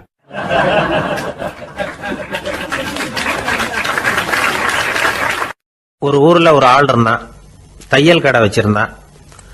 அவங்கிட்ட ஒருத்தன் ஒரு சட்டை துணி எடுத்து கொடுத்து தைக்க சொல்லியிருந்தான். வர்ற சனிக்கிழமை வா வந்து வாங்கிட்டு போ அப்படின்னு அவன் சொல்லியிருந்தான். அதே மாதிரி இவன் வந்தான். அவன் தச்சு வச்சிருந்த சட்டையை கொடுத்தான். இவன் வாங்கி அங்கேயே போட்டு பார்த்தான். கை நீளம் ஒன்றுக்கு ஒன்று வித்தியாசமாக இருந்தது. வலது கை இடது பக்கத்தை விட நீளம் குறைச்சலாக இருந்தது. அவன் முணுமுணுக்க ஆரம்பிச்சுட்டான், என்ன இது இப்படி தைச்சுட்டியேன்னு. இதுக்கு அவன் சொன்னான், ஐயையோ இதுக்காகவா சங்கடப்படுறீங்க, வலது கையை மட்டும் கொஞ்சம் உள்ள இழுத்தாப்புல வச்சுக்கிட்டீங்கன்னா சரியா போகுது. மற்றபடி அந்த சட்டையில் உள்ள கலை அம்சத்தை கவனிங்க, எவ்வளவு அற்புதமாக தைச்சிருக்கேன் பாருங்க. ஒரு சின்ன குறைய இப்படிலாம் பொருட்படுத்த வேண்டியதில்லை. நான் சொன்னது மாதிரி கையை கொஞ்சம் உள்ள இழுத்தது மாதிரி வச்சுக்கிட்டு நடந்து போங்க, ஜோரா இருக்கும் அப்படின்னா. அவனும் யோசிச்சு பார்த்தான். சரியான யோசனையாக தான் தோணுச்சு. கொஞ்சம் முயற்சி பண்ணி வலது கையை கொஞ்சம் உள்ள இழுத்து சட்டை சரியா இருக்கிறது மாதிரி பண்ணிக்கிட்டான். இப்போ மறுபடியும் ஒரு பிரச்சனை. வலது கையை உள்ள இழுத்த மாதிரி அப்படியே வச்சுக்கிட்டதும் முதுகு பக்கம் கொஞ்சம் துணி தளர்த்தியா தொங்குறது மாதிரி தெரிஞ்சுது. என்ன இது முதுகு பக்கம் துணி குவிஞ்சுட்டுதே தொங்குதே அப்படின்னா மறுபடியும், அடடா இதுக்காகவா கவலைப்படுறீங்க, உடம்ப அதுக்கு தகுந்த மாதிரி கொஞ்சம் வளைச்சிக்கிட்டா சரியா போடுது. இதுக்காக அந்த அழகான தையலை பிரித்து அதில் உள்ள கலை அம்சத்தை கெடுக்கிறதுக்கு என் மனசு இடம் தரல. எவ்வளவுக்கு தளர்த்தியா இருக்கோ அவ்வளவுக்கு கொஞ்சம் உடம்ப வளைச்சி அப்படி குனிஞ்சது மாதிரி போங்க போதும் அப்படின்னா. அதுவும் நல்ல யோசனையாக தான் பட்டுது இவனுக்கு. சரின்னு சொல்லிவிட்டு புறப்பட்டான். தெருவில் இறங்கினான். கையை கொஞ்சம் உள்ள இழுத்தான், உடம்ப கொஞ்சம் முன்னால வளைச்சான், சட்டைக்கு தகுந்த மாதிரி உடம்ப பண்ணிக்கிட்டான். மெதுவாக நடந்து போறான். இப்போ எதிரில் இன்னொருத்தன் வரான். இவனை பார்க்கறான். இவன் போட்டிருக்கிற சட்டையை பார்க்கறான். ஆஹா அற்புதம்ங்கிறான். சும்மா சொல்லக்கூடாது, ரொம்ப நல்லா இருக்கு நிச்சயமா. இது இந்த ஊர் மேல தெருவில் இருக்கிற ஒருத்தன் இருக்கானே, அவன் தைச்சதா தான் இருக்கணும் அப்படின்னா. இதை கேட்டதும் அவனுக்கு ஆச்சரியம். எப்படி அவ்வளவு கரெக்டா கண்டுபிடிச்சிங்க அப்படின்னு கேட்டிருக்கான். இதுக்கு அந்த வழிபோக்கன்னு சொன்னானா, அவன் ரொம்ப கெட்டிக்காரன். உங்களை மாதிரி உடம்பும் கையும் வளைஞ்சு போன ஒரு ஆசாமிக்கு அவனை தவிர வேற யாராலேயும் இவ்வளவு பொருத்தமான ஒரு சட்டையை தைக்க முடியாது அப்படின்னானா. பாருங்க, அவனுக்காக இவன் அனுசரிக்க போய் இவனோட நிலைமை எப்படி ஆயிடுது பாருங்க. இதே மாதிரி தான் சில சடங்குகளும் சம்பிரதாயங்களும் நம்மளை கோமாளி ஆக்கி விட்டுரும். எதுவா இருந்தாலும் அதுல அறிவுபூர்வமான அணுகுமுறை அவசியம். ஒரு நர்ஸ் அவசரமா ஓடி டாக்டர் கிட்ட சொல்லிச்சான், டாக்டர் ஒரு தப்பு நடந்து போச்சு, 10ஆம் நம்பர் பெட்ல இருக்கிற பேஷண்ட்டுக்கு காலில் ஆபரேஷன் பண்றதுக்கு பதிலாக கையில் ஆபரேஷன் பண்ணி விட்டீங்க. கை ஆபரேஷன் பண்ணிக்க வேண்டிய ஆள் 7ஆம் நம்பர் பெட்ல இருக்கார் அப்படின்னு தான். அதுக்கு ஒரு பதட்டப்படாம சொன்னாராம், பரவாயில்ல இவரை தூக்கி 7ஆம் நம்பர் பெட்ல போட்டுரு அப்படின்னாராம்.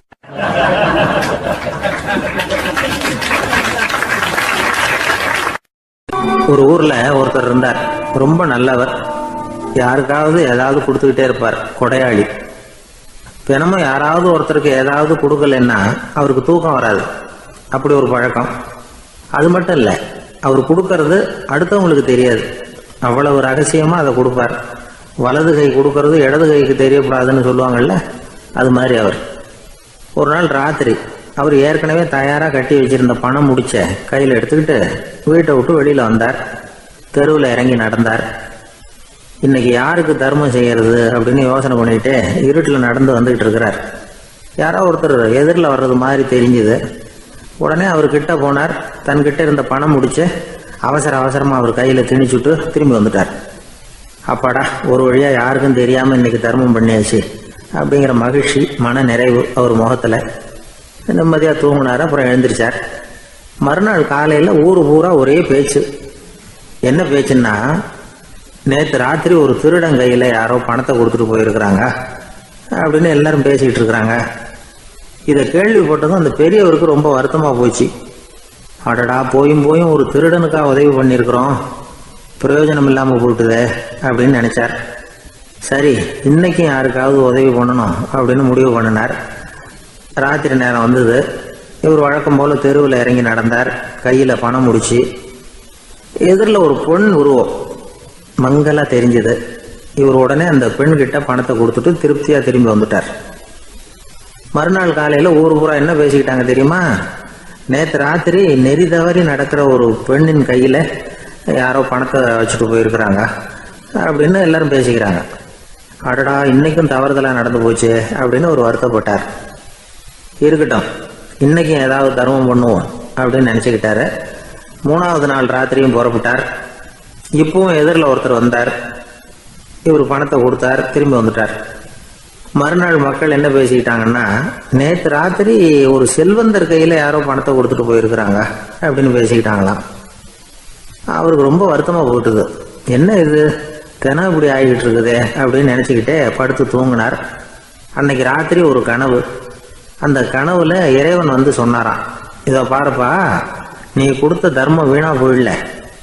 உன்கிட்ட பணம் வாங்கின அந்த திருடன் திருந்திட்டான், அந்த பொண்ணும் திருந்திட்டா, அந்த செல்வந்தனும் கொடையாளி ஆயிட்டான், எல்லாருக்கும் உதவி பண்ண ஆரம்பிச்சுட்டான் அப்படின்னு சொன்னாராம். இந்த கதையை சொன்னவர் யாருன்னா நபிகள் நாயகம். இதுல உள்ள கருத்து என்னன்னா, நல்ல மனசோட தர்மம் பண்ணுனா அது வீணா போறதில்லை. இன்னொரு கருத்து, தர்மம் வந்து தன்னை மட்டுமல்ல அடுத்தவங்களையும் தீமையிலிருந்து காப்பாற்றும். இதுதான் நாம புரிஞ்சுக்க வேண்டியது. இந்த காலத்திலயும் இது மாதிரி சில சம்பவங்கள் நடக்கிறது உண்டு. ஒரு பெரியவர் இருட்டில் நடந்து வந்துகிட்டு இருந்தாரு. எதிரில் வந்த ஒருத்தன் வலுக்கட்டாயமா ஒரு கையை பிடிச்சி ஒரு பண முடிப்பை கொடுத்து வச்சுக்க சொல்லிவிட்டு விலகி போயிட்டான். பெரியவருக்கு ஆச்சரியம், இந்த காலத்திலயும் இப்படி வலது கை கொடுக்கறது இடது கைக்கு தெரியக்கூடாதுன்னு நினைக்கிற கொடையாளிகள் உண்டு போல இருக்கு அப்படின்னு யோசனை பண்ணிக்கிட்டே நடந்தார். கொஞ்ச தூரம் போயிருப்பாரு. அதுக்குள்ள அதே ஆள் திரும்பி வந்தான். கொடுத்த பண முடிப்பை திருப்பி கொடுங்க அப்படின்னு கேட்டு வாங்கிட்டான். இவருக்கு ஒன்றும் புரியல. ஏன் இப்படி பண்றேன்னார். அது ஒன்றும் இல்லைங்க, கொஞ்ச நேரம் இதை உங்ககிட்ட கொடுத்து வச்சிருந்தேன், அவ்வளவுதான் அப்படின்னா. ஏன்னு கேட்டார். என்னை பின்னாடி போலீஸ் தேடிக்கிட்டு வந்துகிட்டு இருக்குது, அதுதான் அப்படி பண்ணேன், இப்போ போயிட்டுது, இனிமே ஒன்றும் பயம் இல்லை அப்படின்னு சொல்லிவிட்டு அவன் பாட்டுக்கு நடந்து போறான்.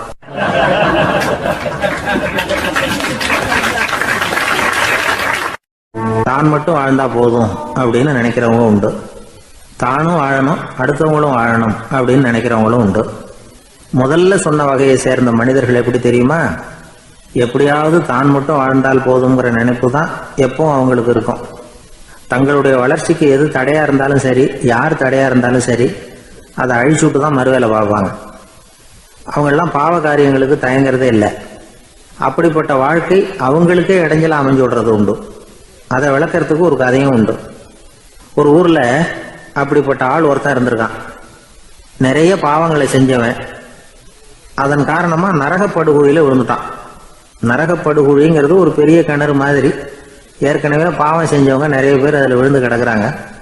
உள்ள ஏகப்பட்ட சத்தம், எல்லாம் அந்த பாவாத்மாக்கள் போடுற சத்தம். இப்போ விழுந்தானே, இவனும் சத்தம் போட்டான்.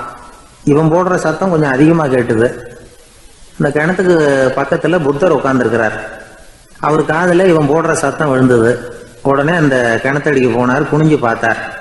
சாமி என்னை காப்பாத்துங்க அப்படின்னு கத்தனா இவன். புத்தர் அவனை கொஞ்சம் கவனிச்சு பார்த்தார். மனித சமுதாயத்துக்கு அவன் என்னென்ன கெடுதல் பண்ணியிருக்கிறாங்கிற விவரம்லாம் அவர் மனக்கண்ணுல தெரிஞ்சது. அவருக்கு எல்லாம் புரிஞ்சு போச்சு. இருந்தாலும் அவனை காப்பாத்துறதுக்கு ஏதாவது வழி உண்டா அப்படின்னு யோசிச்சார். அவன் தன்னுடைய வாழ்நாளில் ஏதாவது நல்லது செஞ்சிருக்கானா அப்படின்னு பார்த்தார். ஒரே ஒரு சமயம் அவன் தன்னுடைய காலடியில மிதிபட இருந்த சிலந்தியை மிதிக்காமல் தாண்டி போயிருக்கிறான். இந்த ஒரு காரியத்துக்காக அவனை கரையேற்ற முடியுமா அப்படின்னு நினைச்சார். அவ்வளவுதான். உடனே அவர் கையில ஒரு சிலந்தி வந்து உட்கார்ந்துதான். அதுகிட்ட இருந்து நூல் இழை வெளிவர ஆரம்பிச்சது. அந்த நூல் இழை கிணற்று ஆழம் வரைக்கும் அப்படியே நீண்டுகிட்டே போச்சான். புத்தர் பார்த்தார். இந்த நூலை பிடிச்சிக்கிட்டு மேலே ஏறி வா அப்படின்னார். என்னங்க சொல்றீங்க, இந்த சிலந்தி நூல் என்ன தாங்குமான்னு கத்தனான். எல்லாம் தாங்கும், அதை பிடிச்சிக்கிட்டு ஏறி வா அப்படின்னார். சந்தேகத்தோடவே அவன் அந்த நூல் இழைய பிடிச்சி இழுத்து பார்த்தா ரொம்ப வலுவா இருந்தது. அவனுக்கு ஆச்சரியம். அதை பிடிச்சிக்கிட்டே மெதுவா மேலே ஏறி வர ஆரம்பிச்சுட்டான். பாதி தூரம் ஏறி வந்திருப்பான். அப்போ அவன் காலுக்கு கீழே ஏதோ சத்தம். என்னன்னு குனிஞ்சு பார்க்கறான். கீழே கிடந்தவங்க சில பேரும் அந்த நூலை பிடிச்சி மேலே வந்துகிட்டு இருக்கிறாங்க. இவனுக்கு கோபம் வந்துட்டுது. தன்னுடைய இடுப்புல வச்சிருந்த கத்தியை எடுத்து தன்னுடைய காலுக்கு கீழே நூல் இழையை அப்படியே வெட்டி விட்டுட்டான். இனிமே நாம மட்டும்தான் மேலே ஏறி வந்துடணும் அப்படின்னு நினைச்சுக்கிட்டான். ஆனா நடந்தது என்ன தெரியுமா? மொத்த நூல் இழையும் அப்படியே அருந்து கீழே விழுந்துட்டுது. அவனும் பொத்துன்னு கீழே விழுந்துட்டான். மறுபடியும் கத்த ஆரம்பிச்சுட்டான். ஏற்கனவே அவன் செஞ்சிருந்த ஒரு சிறு கருணை அந்த நூல் இழைக்கு உறுதியை கொடுத்தது. இப்போ அவன் செஞ்ச பாவம் அந்த நூல் இழைய வலுவிழக்க செஞ்சுட்டுது. அடுத்தவங்களும் வாழணுங்கிற எண்ணம் அவனுக்கு இருந்திருந்தா இப்போ அவனும் கரையேறி வந்திருப்பான், மற்றவங்களும் சௌக்கியமா வந்து சேர்ந்திருப்பாங்க. அதனால நாமும் வாழணும், அடுத்தவங்களும் வாழணும் அப்படின்னு நினைக்கிறவன் வாழ்க்கையில சீக்கிரம் முன்னுக்கு வந்துடுவான். ஒருத்தன் ஒரு டாக்டர் கிட்ட போனான், மருந்து வாங்கினான், வாங்கி கொண்டாந்து பேசாம வச்சுட்டான், சாப்பிடல. அப்புறம் எதுக்காகப்பா போய் அவர்கிட்ட மருந்து வாங்கினேன் அப்படின்னு கேட்டாங்க. டாக்டர் வாழணும் இல்லையா, அதனாலதான் அப்படின்னா. அவர் கொடுத்த மருந்து நீ ஏன் சாப்பிடல அப்புறம் அப்படின்னு கேட்டாங்க. நான் வாழணும் இல்லையா, அதுக்காக தான் அப்படின்னா.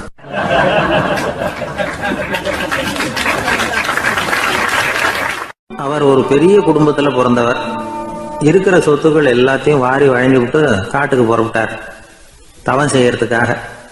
இருந்தது ஊராவும் கொடுத்துட்டார். இனிமே எதுவுமே இல்லை கொடுக்கறதுக்கு. அப்போ கடைசியா ஒருத்தன் வந்து கையை நீட்டினானா, ஐயா ஏதாவது கொடுங்கன்னு இருக்கான். அவர் பார்த்தார், கட்டியிருக்கிற வேட்டியை தவிர வேற எதுவுமே இல்லை. 8 முழம் பட்டு வேட்டி ஜரிகை கரையோடு இருக்குது. கடைசியா அதை தான் எடுத்துக்கிட்டு அவர் புறப்பட்டுருக்கார்.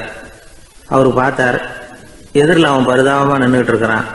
அந்த 8 முழ வேட்டியை 2ஆ கிழிச்சார். 4 முழத்தை அவன்கிட்ட கொடுத்தாரு. மீதி 4 முழத்தை தன்னுடைய இடுப்புல கட்டிட்டு அவர் காட்டுக்கு போயிட்டார். இவன் என்ன பண்ணான் தெரியுமா? கையில கிடைச்ச 4 முழத்தை எடுத்துக்கிட்டு கடை வீதிக்கு போனான். பழைய பட்டு வேட்டி ஜருகை இதெல்லாம் விலைக்கு வாங்குற வணிகர் ஒருத்தர் இருக்கார். அவர்கிட்ட போனான். இதை விலைக்கு எடுத்துக்கிறீங்களா அப்படின்னு கேட்டிருக்கான். அவர் வாங்கி பார்த்துருக்கார். ஆஹா, இது ரொம்ப அருமையான வேட்டி, விலை உயர்ந்த ஜருகை, இது ஏது உனக்கு அப்படின்னு கேட்டாரான். அவன் நடந்தது சொல்லியிருக்கான். அப்படின்னா ஒன்று செய்ய, இந்த வேட்டியோட இன்னொரு பாதியையும் மெதுவாக வாங்கிட்டு வந்துரு, உனக்கு நிறைய பணம் தர்றேன் அப்படின்னாரான் அந்த வணிகர். இவன் கொஞ்சம் யோசனை பண்ணி பார்த்தான். கொஞ்சம் இருங்க, வந்துடுறேன் அப்படின்னு சொல்லிவிட்டு நேராக காட்டுக்கு போனான். அவர் எங்க இருக்காருன்னு தேடி கண்டுபிடிச்சான். அவர் ஒரு இடத்துல தவக்கோலத்தில் இருக்கிறார். கட்டியிருந்த இடவேட்டியும் அவர் அறியாமல் நழுவி கீழே விழுந்து கிடக்குது. இவனுக்கு ரொம்ப வசதியா போச்சு. அவரை கேட்க வேண்டிய அவசியமே இல்லை. மெதுவா சத்தம் போடாம அடி மேல அடி வச்சு நெருங்கினான். அவர் கண்ணை மூடிக்கிட்டு அவர் பாட்டு நின்றுட்டு இருக்கிறார். இவன் மெதுவா போய் கீழே கிடந்த அந்த துணியை எடுத்துக்கிட்டு சத்தம் போடாம திரும்பி நடந்தான். ஒரு 2-3 அடி எடுத்து வச்சிருப்பான். அப்படி ஓட ஆரம்பிக்கிற சமயத்துல அவன் காலில் கீழே கிடந்த முள்ளு ஒண்ணு நறுக்குன்னு தச்சு விட்டுது. வலி தாங்க முடியாம அம்மான்னு கத்தியிருக்கான். இந்த சத்தத்தினால கண்ணை மூடி நின்றுகிட்டு இருந்த அவரோட தவம் கலைஞ்சது. மெல்ல கண்ணை திறந்து பார்க்கிறார். தன் இடையில இருந்த வேட்டி அவன் கையில இருக்கு. இப்ப அவர் நினைக்கிறார், என்ன நினைக்கிறாருன்னா, இந்த வேட்டி மீது நான் வைத்த ஆசை அல்லவா அவனை திருடனாக ஆக்கி விட்டது அப்படின்னு நினைச்சாராம். இந்த வேட்டி மேல நாம வச்ச ஆசை அவனை திருடும்படி ஆக்கி விட்டதே அப்படின்னு நினைச்சாராம். இது எப்பேற்பட்ட மனநிலை அப்படிங்கிறத கொஞ்சம் யோசனை பண்ணி பாருங்க. தான் ஒரு பொருள் மேல வச்ச பற்று இன்னொரு மனிதன் திருடனாக ஆகிறதுக்கு காரணம் ஆயிட்டதேன்னு நினைக்கிறார். அப்படி நினைச்ச அந்த பெரியவர் யார் தெரியுமா? அவர் தான் மகாவீரர். இழந்துட்டேங்கிறிய, நீ என்னத்தை கொண்டுகிட்டு வந்த எங்க இழந்துடுறதுக்கு? நீ என்னத்தை உண்டாக்குன இது அழிஞ்சுட்டுதுன்னு சொல்றதுக்கு? இதுதான் அவருடைய சிந்தனை. இன்றைக்கு நம்ம சிந்தனையெல்லாம் வேற மாதிரி இருக்குது. ஒருத்தன் நடுத்தருவில் உட்காந்து அழுதுகிட்டு இருந்தான். அந்த வழியா வந்தவர் ஒருத்தர், ஏன்பா அழறேன்னு கேட்டாராம். 5 ரூபா சார், இந்த இடத்துல விழுந்துட்டுது, ரொம்ப நேரமா தேடுறேன், கிடைக்காது போல இருக்கு அப்படின்னு சொல்லிவிட்டு அழறான். எப்போ தொலைஞ்சதுன்னு கேட்டாராம் அவரு. அது எனக்கு தெரியாது சார், பணத்தை தொலைச்சவன் தேடி பார்த்துட்டு போயிட்டான், நான் அவனுக்கு பின்னாடி தேட வந்தவன் அப்படின்னு நானா இவன்.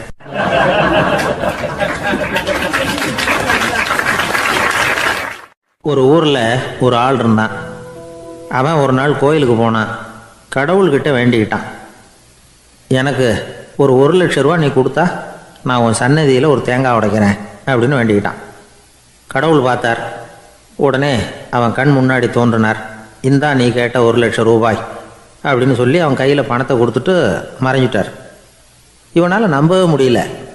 இவ்வளவு சுலபமாக கிடைக்கும்னு தெரிஞ்சிருந்தா அனாவசியமாக ஒரு தேங்காய் உடைக்கிறேன்னு வேண்டியிருக்க வேண்டியது இல்லையே அப்படின்னு நினச்சான். இருந்தாலும் வேண்டுதலை நிறைவேற்ற வேண்டியது கடமை. அதுக்காக என்ன பண்ணால், பக்கத்தில் ஒரு கடைக்கு போனான். ஒரு தேங்காயை கையில் எடுத்தான். இது என்ன விலைன்னு கேட்டான். 5 ரூபான்னார் கடையில் இருந்தவர். அதிகமாக இருக்குதே விலைன்னா. அப்படின்னா ஒன்று செய்யுங்க, அடுத்த ஊருக்கு போங்க, அங்கே தென்னந்தோப்பு அதிகம், அதனால் அங்கே இதை விட குறைஞ்ச விலைக்கு கிடைக்கும் அப்படின்னார். சரின்னு அடுத்த ஊருக்கு கிளம்புனான். அங்கே போய் விசாரித்தான். ஒரு தேங்காய் 3 ரூபாய் விலைன்னாங்க. இதுவும் அதிகமாக தெரியுதேன்னா. அப்படின்னா ஒன்று செய்ய, அதோ அந்த ஆற்று ஓரமாக ஒரு தென்னை மரம் இருக்கு பார், அதில் நீயே ஏறி பறிச்சுக்கோ, ஒரு தேங்காய்க்கு 1 ரூபா கொடுத்தா போதும் அப்படின்னார் அந்த தோப்புக்கு சொந்தக்காரரு. இவனுக்கு மரம் ஏற தெரியாது, இருந்தாலும் ஆசை யாரை விட்டுது, விலை சல்லிசாக இருக்குதே. ஆற்று ஓரம் போனால் தட்டு தடுமாறி அந்த மரத்தில் ஏறினா அந்த தென்னை மரம் வளைஞ்சி ஆற்று பக்கம் போய் அப்புறம் நிமிர்ந்து இருந்தது. அதாவது மரத்தின் உச்சி சரியாக ஆற்றுக்கு நடுவில் இருந்தது. ஆற்றுல வெள்ளம் கரபுரண்டு ஓடிக்கிட்டு இருக்கு. இவன் கடவுள் கொடுத்த 1 லட்சம் ரூபாயை மடியில் வச்சு இறுக்கி கட்டிக்கிட்டான். உச்சிக்கு போய் காய் பறிக்கிற சமயத்தில் காற்றும் மழையும் பலமாக கலந்து அடிக்க ஆரம்பிச்சுட்டுது. கால் வழுக்கி விட்டுட்டுது. இவன் சடார்னு ஒரு தென்னை மட்டையை பிடிச்சிக்கிட்டு தொங்க ஆரம்பிச்சிட்டான். கீழே பயங்கரமான வெள்ளம், மடியில் 1 லட்சம் ரூபா பணம், என்ன செய்கிறதுன்னு தவிக்கிறான். இந்த சமயம் கரையில் ஒரு யானை பாகன் யானையை குளிப்பாட்டிக்கிட்டு இருக்கிறான். அது அவன் கண்ணில் பட்டுது. ஐயா ஒரு உதவின்னு கத்துனான். அவன் என்ன செய்யணும்னு கேட்டான். உன் யானையை மெதுவாக இங்கே அழைச்சிட்டு வா, எனக்கு நேராக கீழே நிறுத்து, என் காலை பிடிச்சி மெதுவாக கீழே இறக்கி விட்டுரு, என் மடியில் இருக்கிற பணத்தில் உனக்கு 10,000 ரூபா தரேன் அப்படின்னா. அவன் பார்த்தான், காலை கையை பிடிச்சா கூட எவனும் இந்த காலத்தில் 10 ரூபாய்க்கு மேலே தரமாட்டேங்கிறான், இவன் காலை பிடிச்சா 10,000 தர்றேங்கிறான் அப்படின்னு யோசனை பண்ணால் உடனே யானையை கொண்டுட்டு போனான். அவனுக்கு நேராக கீழே நிறுத்தினான். அவன் காலை பிடிச்சான். அவ்வளவுதான். அந்த நேரம் பார்த்து யானை மெதுவாக நடந்து அப்பால் போட்டுது. இப்போ யானை பாகன் அவன் காலை கெட்டியாக பிடிச்சிக்கிட்டு தூங்குறான். பரிதாபமாக மேலே பார்க்குறான். அவன் மட்டையை பிடிச்சிக்கிட்டு தூங்குறான். இப்போ யானை பாகன் சொல்கிறான், தம்பி மட்டையை விட்டுறாத, கெட்டியாக பிடிச்சிக்கோ, நான் உனக்கு 10,000 ரூபா தரேன், இதோ மடியில் தான் வச்சுருக்கேன்னா. மேலே தொங்குறவனுக்கு இந்த நிலைமையிலேயும் ஒரு சந்தோஷம், மேற்கொண்டு ஒரு 10,000 ரூபா நமக்கு கிடைக்கும் போல இருக்கே அப்படின்னு. இந்த சமயத்தில் ஒருத்தன் ஒட்டகத்தை ஓட்டிகிட்டு வந்தான் அந்த பக்கமாக குளிப்பாட்டுறதுக்கு. யானை பாகம் பார்த்துட்டான். ஐயா ஒட்டகக்காரரே, அதை இங்கே கொண்டுகிட்டு வா, எங்கள் காலை பிடிச்சி பத்திரமா இறக்கி விடு, நாங்கள் பணம் கொடுக்குறோம்னா. அவனும் பணத்துக்கு ஆசைப்பட்டு வந்தான். அவன் காலை பிடிக்கிற சமயம் ஒட்டகமும் நழுவி போட்டுது. இப்போ 3 பேருமே வரிசையாக தொங்குறாங்க. ஒட்டகக்காரன் கத்துறான், தம்பி மட்டையை விட்டுறாத, கெட்டியாக பிடிச்சிக்கோ, நான் என் மடியில் இருக்கிற 5,000 உனக்கு தந்துடுறேன்னா. மேலே தொங்குறவனுக்கு இன்னமும் சந்தோஷம், இவனும் பணம் தர்றேங்கிறான் அப்படின்னா இன்றைக்கி நமக்கு மொத்த பண வரவு எவ்வளவு அப்படின்னு ஒவ்வொன்றா கூட்டி பார்க்க ஆரம்பித்தான். மனக்கணக்கு சரியாக வரல. அதனால் அப்படியே விரலை விட்டு எண்ண ஆரம்பித்தான். அவ்வளவுதான், மட்டையை விட்டுட்டு கை நழுவி வந்துட்டுது. 3 பேரும் பொத்துன்னு ஆற்றுல விழுந்தாங்க. படாத பாடுபட்டு தட்டு தடுமாறி கரைக்கு வந்து சேர்ந்தாங்க. 3 பேர் மடியில் இருந்த பணமும் ஆற்றோட போட்டுது. பேராசை பெருநஷ்டம் அப்படின்னு ஒரு பழமொழி இருக்குல்ல, அதை விளக்கறதுக்காக சொல்லப்பட்ட கதை இது. இந்த காலத்தில் ஒருத்தர் ஒரு நீச்சல் குளத்தில் நீச்சல் அடிச்சுக்கிட்டு இருக்கிறார். காவலுக்கு இருந்தவர் அதை கவனிச்சுட்டார். கரையிலேருந்து சத்தம் போட்டாராம், இதோ பாருங்க, இங்கே ராத்திரி 8 மணிக்கு மேலே நீச்சல் அடிக்கிறது சட்டப்படி குற்றம், அதுக்கு அனுமதி கிடையாது, தெரியாதா உங்களுக்கு அப்படின்னாராம். இதுக்கு அவர், ஐயையோ நான் நீச்சல் அடிக்க வந்தவன் இல்லைங்க, சும்மா சுற்றி பார்க்க வந்தவன், தடுமாறி குளத்தில் விழுந்துட்டேன், நீச்சல் தெரியாது, அதனால் தத்தளிச்சுக்கிட்டு இருக்கிறேன் அப்படின்னு கத்துனாராம். கரையில் இருந்தவர் பார்த்தார். ஓ அப்படின்னா சரி, அதுக்கு ஒன்றும் தடை இல்லை அப்படின்னு சொல்லிவிட்டு அவர் பாட்டுக்கு நடந்து போயிட்டாராம்.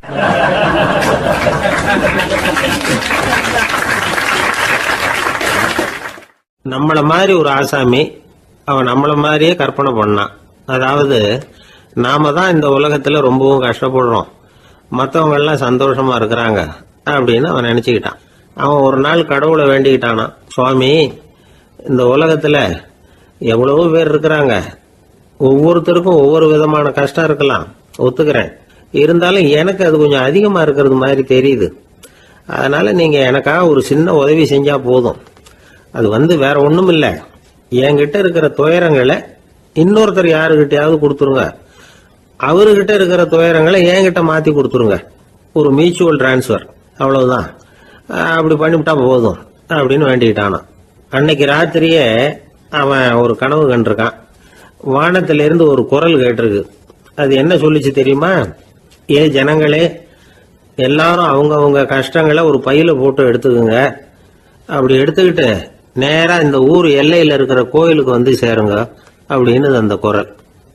ஆஹா, கடவுள் நம்ம பிரார்த்தனைக்கு செவி சாய்ச்சுட்டார் அப்படின்னு சந்தோஷப்பட்டான் இவன். உடனே என்ன பண்ணா, தன்கிட்ட இருந்த கஷ்டத்தையெல்லாம் ஒரு சாக்கு பையில போட்டு எடுத்துக்கிட்டான். வீட்டை விட்டு வெளியில வந்தான். தெருவில் இறங்கி நடக்கிறான். அங்க பார்த்தா ஏகப்பட்ட பேர் ஆளுக்கு ஒரு பைய தூக்கிக்கிட்டு கோயிலுக்கு போயிட்டு இருக்கிறாங்க. சில பேர் மூட்டையா கட்டி தலையில சுமந்துக்கிட்டு போயிட்டு இருக்கிறாங்க. இவன் பார்த்தான். இவனுக்கு ரொம்ப ஆச்சரியமா இருந்தது. ஏன்னா எல்லாரும் வச்சிருக்கிற பைய இவன் பைய விட பெருசா இருந்தது. இவன் பை தான் இருக்கிறதுலயே கொஞ்சம் சின்னதா தெரிஞ்சது. இப்ப அவன் மறுபடியும் சாமியை வேண்டிக்கிட்டான். கடவுளே, இப்ப உள்ள சூழ்நிலையை கவனிச்சா என்கிட்ட இருக்கிற பைய பரவாயில்லன்னு தோணுது. அதனால வேற பை எதையும் மாத்த வேணாம், இதுவே பரவாயில்ல, இந்த பையோட திரும்பி வீட்டுக்கு போனா போதும்னு நினைக்கிறேன் அப்படின்னு ஏதோ நினைக்க ஆரம்பிச்சுட்டான் அவன். எல்லாரும் கோயிலுக்கு போய் சேர்ந்தாங்க. கோயில்ல அந்த குரல் மறுபடியும் கேட்டுது. எல்லாரும் அவங்கவுங்க பைகளை சோகத்துல தொங்க விடுங்க. திடீர்னு விளக்குகள் அணையும், மணி அடிக்கப்படும், அதுதான் அடையாளம். அந்த சமயத்துல இருட்டுல உங்களுக்கு வேண்டிய பைய நீங்க வந்து மாத்தி எடுத்துக்கலாம், தேர்ந்தெடுத்துக்கலாம். வெளிச்சம் இருக்கிறப்பவே உங்களுக்கு பிடிச்ச பைக்கு பக்கமா பார்த்து நீங்க நின்னுக்கலாம் அப்படின்னு சொல்லி விவரம் சொல்லிச்சான் அந்த குரல். அப்படி சொன்னதுக்கு அப்புறம் திடீர்னு விளக்கு அணைஞ்சுது, மணி அடிச்சுது. கொஞ்ச நேரம் கழிச்சு மறுபடியும் விளக்குகள்லாம் எரிஞ்சுது. இப்போ பார்த்தா எல்லாரும் அவங்கவுங்க பையையே கெட்டியா பிடிச்சிட்டு நிக்கிறாங்க. இவனும் அப்படியே நிக்கிறான். இவன் மெதுவா பக்கத்துல நிக்கிறவங்கிட்ட கேட்டானா, ஏன் நீங்க பைய கையிலேயே வச்சிருக்கிறீங்க, செவுத்துல மாட்டலையா அப்படின்னு கேட்டிருக்கான். இல்லப்பா, நீ ஏன் கையிலேயே வச்சிருக்கிறியோ அதே காரணத்துக்காக தான் நாங்களும் வச்சிருக்கிறோம். நம்ம கவலைகளை பத்தி நமக்கு ஓரளவுக்காவது தெரியும். ஆனா மற்றவங்க கவலைகள் நமக்கு பரிச்சயம் இல்லாதவை, பழக்கம் இல்லாதது. அதனால நமக்கு தெரிஞ்ச கவலைகளை சமாளிக்கிறது சுலபம். தெரியாததை சமாளிக்கணும்னா மறுபடியும் ஆரம்பத்தில இருந்து ஆரம்பிக்கணும். அதனால பழைய நண்பர்களோட வாழறது தான் மேல் அப்படின்னு ஆனான். அதுக்கப்புறம் அவன் தன்னோட பைய போதும்னு வீட்டுக்கு திரும்பி வந்துட்டானான். இது ஒரு பெரியவர் சொல்லி இருக்கிற கதை. அதனால நம்ம கிட்ட இருக்கிற கஷ்டங்கள் தான் பெருசு, அதை இன்னொருத்தங்கிட்ட கொடுத்துட்டு மாத்திக்கலாம் அப்படின்னு நினைக்கிறது தப்பு. இதே மாதிரி இன்னொரு சம்பவம். ஒரு ஊர்ல ஒரு நாள் ராத்திரி ஆகாயத்தில இருந்து கடவுள் குரல் கேக்குது. இந்த ஊர்ல இருக்கிற ஜனங்கள்லாம் கொஞ்சம் கவனிங்க, உங்களுக்கு ஒரு செய்தி. அதாவது இங்க இருக்கிற ஜனங்கள்லயே கொஞ்சம் கூட கவலையே இல்லாத ஆள் யாருன்னு எனக்கு தெரியணும். அதனால எல்லாரும் அவங்க கவலைகளை ஒரு பையில போட்டு எடுத்துக்கிட்டு கோயிலுக்கு வாங்க அப்படின்னாரு கடவுள். உடனே வரிசையா எல்லாரும் வர ஆரம்பிச்சாங்க. எல்லார் கையிலயும் பை இருந்தது, சின்னதும் பெருசுமா. கவலையே இல்லாத ஆள் யாருன்னு தேடினார் கடவுள். ஒரே ஒரு ஆள் மட்டும் கையில எதுவும் இல்லாம வெறும் கையை வீசிக்கிட்டு ரொம்ப ஜாலியா நடந்து வந்துகிட்டு இருந்தான். கடவுள் அவங்ககிட்ட போனார். ஏன்பா, உனக்கு கவலையே இல்லையா அப்படின்னு கேட்டார். எனக்கும் சில கவலைகள்லாம் உண்டு அப்படின்னு அவன். எங்க அதெல்லாம்னு கேட்டிருக்காரு கடவுள். பின்னாடி லாரியில வந்துகிட்டு இருக்கு அப்படின்னு அவன்.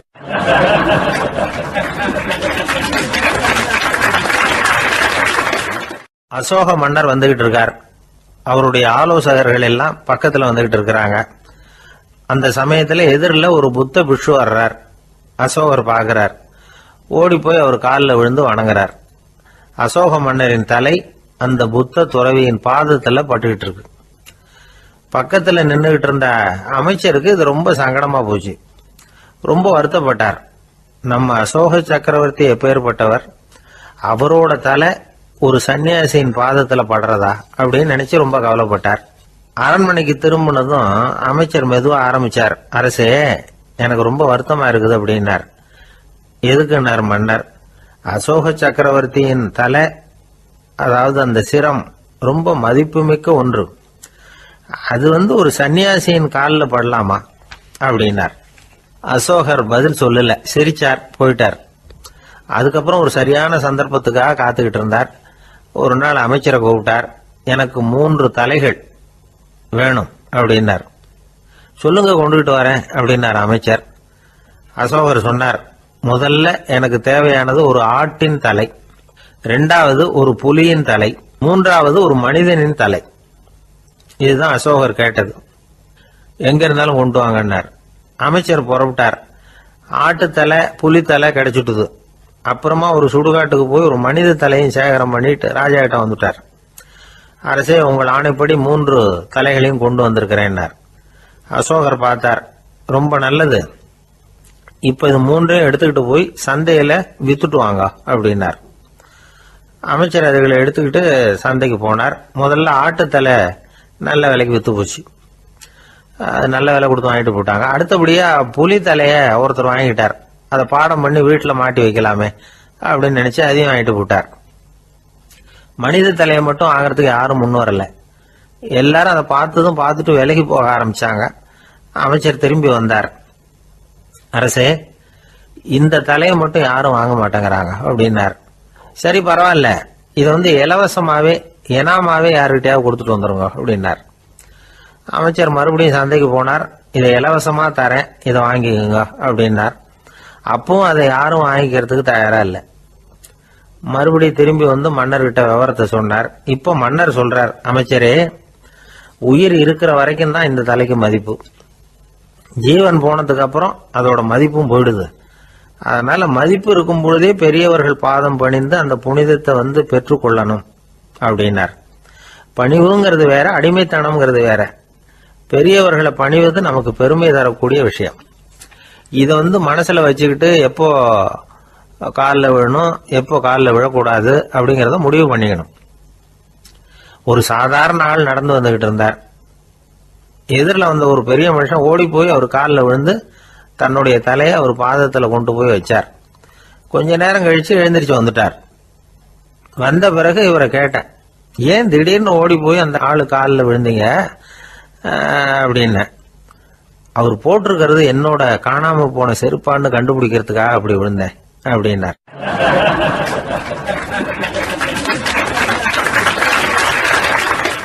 ஒரு காட்டுல ஒரு நரி இருந்தது. ஒரு நாள் காலை நேரம் அது தன்னுடைய இருப்பிடத்திலிருந்து வெளியில வந்தது. கொஞ்ச தூரம் நடந்து வந்தது. அப்பதான் அது தன்னோட நிழலை கவனிச்சு பார்த்தது. பார்த்தா அது ரொம்ப நீளமா பெருசா இருக்குது. காலை நேரத்துல நிழல் அப்படித்தானே இருக்கும். ஆனா அந்த நரிக்கு அந்த விஷயம் தெரியல. தன்னுடைய நீண்ட பெரிய நிழலை பார்த்து ஆச்சரியப்பட்டது. ஆஹா, நாம இவ்வளவு பெருசாவா இருக்கிறோம் அப்படின்னா என்னுடைய காலை சாப்பாட்டுக்கு ஒரு யானை இல்லைன்னா ஒரு ஒட்டகம் கிடைச்சாதான் சரியா இருக்கும் போல இருக்கு அப்படின்னு முடிவு பண்ணிக்கிட்டது. உடனே ஒரு யானை அல்லது ஒட்டகத்தை தேடி அலைஞ்சது, எங்க கிடைக்கும்னு. கிடைக்கவே இல்லை. மத்தியானம் 12 மணி ஆயிட்டுது. பசியோடு அலையுது. இப்ப தன்னோட நிழலை பார்த்தது. அது மத்தியான நிழல் எப்படி இருக்கும், அது ரொம்பவும் குறுகி போய் தெரிஞ்சது. உடனே அந்த நரி என்ன நினைச்சுக்கிட்டு தான் தெரியுமா, காலை ஆகாரம் சாப்பிடாததுனால நம்ம உடம்பு இப்படி அழிச்சு போட்டுதே அப்படின்னு நினைச்சுக்கிட்டு தான். கொஞ்ச நேரம் கழிச்சு மறுபடியும் தன்னுடைய நிழலை பார்க்குது. அது இன்னமும் குறுகி போய் காலடியிலேயே வந்துட்டுது. அதுக்கு பயமா போயிடுது. ஐயோ, இன்னும் கொஞ்ச நேரத்துல நாம இறந்துருவோம் போல இருக்க. இப்ப என்ன செய்யறது? இந்த சமயத்துல ஒரு எறும்பு கிடைச்சா கூட போதும், அதை நம்ம காலை ஆகாரமா நினைச்சு சாப்பிட்டு விடலாமே அப்படின்னு நினைச்சுதான். நம்முடைய நிழல் கூட நம்மள மாதிரியே தான் அடிக்கடி மாறிக்கிட்டே தான் இருக்குது. அது எப்பவும் ஒரே மாதிரி இருக்கிறது இல்ல. மனிதனுக்கு ஏற்படுகிற தன்முனைப்பு இருக்கு பாருங்க, ஈகோ, அது கூட ஒரு நிழல் மாதிரி தானா. அப்படி நினைக்க ஆரம்பிச்சுட்டா அதனால ஏதும் பிரச்சனை வராதான். தன்முனைப்பை நிழல் போலவே ஏற்றுக்கொள்ளுங்கள் அப்படிங்கிறது பெரியவங்க கருத்து. ஒரு காரியத்தை வெற்றிகரமா நல்ல விதமா செஞ்சு முடிக்கிறோம்னு வச்சுக்கோங்க, அந்த சமயத்துல ஒரு வித நுட்பமான தற்பெருமை நமக்குள்ள உண்டாகுது. இது இயற்கையானது, அதனால இது மேல பற்று வைக்கக்கூடாது. அப்படி வைக்க ஆரம்பிச்சுட்டா அந்த தற்பெருமை ஒரு நிரந்தர விருந்தாளியா நம்ம கிட்ட தங்கிக்கும். நம்ம நிழல் எப்படின்னு பாருங்க, நாம நடக்கும் பொழுது நம்ம பின்னாடியே வரும். தன்முனைப்பையும் அப்படியே நினைச்சுக்குங்க. நிழல் யாருக்கும் எந்த பிரச்சனையையும் உண்டாக்குறது இல்லை. ஆனா அந்த நிழலை கண்டே நாம பயப்பட ஆரம்பிச்சுட்டா நாம எதுலையும் வெற்றி காண முடியாது. நிழலோட சண்டை போடக்கூடாது. அது மாதிரி தன்முனைப்போடவும் நாம சண்டை போட வேண்டியதில்லை. இல்லாத ஒன்றோடு சண்டை போடுறது எப்படின்னா, அது இருட்டோட சண்டை போடுறது மாதிரி. நாம நிழல் கிடையாது, நம்ம கிட்ட இருக்கிற தன்முனைப்பு ஒரு நிழல். நம்ம நிழலையும் நமக்கு சமமா பாக்குறோம் பாருங்க, அங்கதான் சிக்கலே ஆரம்பம். இப்போ நாம நடந்து போயிட்டு இருக்கிறோம். நம்ம நிழல் தரையில விழுது. யாரோ ஒருத்தர் நம்ம நிழல் மேல காலை வச்சு நடந்து போறார். உடனே அவர்கிட்ட சண்டைக்கா போறோம், ஏண்டா என் நிழலை மிதிச்ச அப்படின்னு. நமக்கு தெரியும் அது நிழல் தாங்கிறது. அவர் உங்க மேல நடக்கல, உங்களுடைய நிழல் மேலதான் நடக்கிறார். அது மாதிரி உங்க தன்முனைப்பின் மேல யாராவது நடந்தா உங்களை அவமானப்படுத்துறதா நினைக்கிறீங்க. காரணம் நாமளும் நம்ம தன்முனைப்பும் ஒண்ணுங்கிற நினைப்பு தான் காரணம், மற்றபடி வேற ஒண்ணும் கிடையாது. நம்ம நிழல் மேல நடக்கிறவர் நம்மளை காயப்படுத்துறது இல்லை. தன்முனைப்பை வேண்டாத ஒன்னாவும் பார்க்க வேண்டியதில்லை. அது இயற்கை. நிழலை உங்க முன்னாடி வைக்க வேணாம், அது உங்க பின்னாடியே இருக்கட்டும். நிழலின் நிழலாகி விடாதீர்கள், நீங்கள் நீங்களாகவே இருங்கள். இதுதான் சான்றோர் சிந்தனை. ஒரு பேருந்துல ஒரே நெரிசல். ஒருத்தர் பக்கத்துல நின்றுகிட்டு இருந்தவர்கிட்ட ரொம்ப பணிவா விசாரிச்சார், ஏன் சார் நீங்க ஏதாவது பெரிய உத்தியோகத்துல இருக்கிறீங்களா அப்படின்னார். அப்படிலாம் ஒண்ணும் இல்லைங்கன்னார் அவரு. அப்படின்னா வேற ஏதாவது அரசியல்ல பெரிய பதவியில் இருக்கிறீங்களா அப்படின்னு கேட்டார். அதுவும் இல்லைங்கன்னார். சரி, பணமாவது அதிகமா வச்சிருக்கீங்களா அப்படின்னு கேட்டார். அப்படிலாம் ஒன்றும் கிடையாது சார்னார் அவரு. அப்புறம் எதுக்குடா என் காலை மிதிச்சுக்கிட்டு இருக்கிற, எடுறா காலை அப்படின்னாராம் இவர்.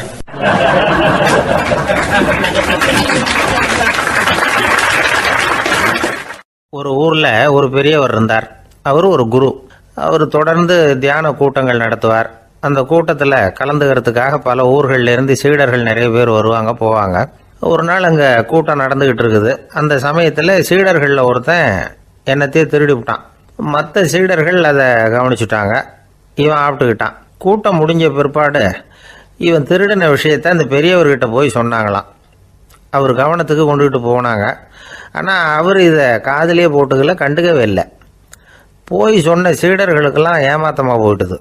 என்ன இது, இவ்வளவு தூரம் நாம் கண்டுபிடிச்சி போய் சொல்கிறோம், அவர் கண்டுக்கவே மாட்டேங்கிறாரே அப்படின்னு ஒரு மாதிரி ஆயிட்டாங்க. இருந்தாலும் அதை பற்றி ஒன்றுமே சொல்லிக்கல, பேசாமல் இருந்துட்டாங்க. கொஞ்ச நாள் ஆச்சு. அதே ஆள் மறுபடியும் ஒரு திருட்டில் மாட்டிக்கிட்டான். சீடர்கள் மறுபடியும் அந்த குரு கிட்ட விஷயத்த சொன்னாங்க.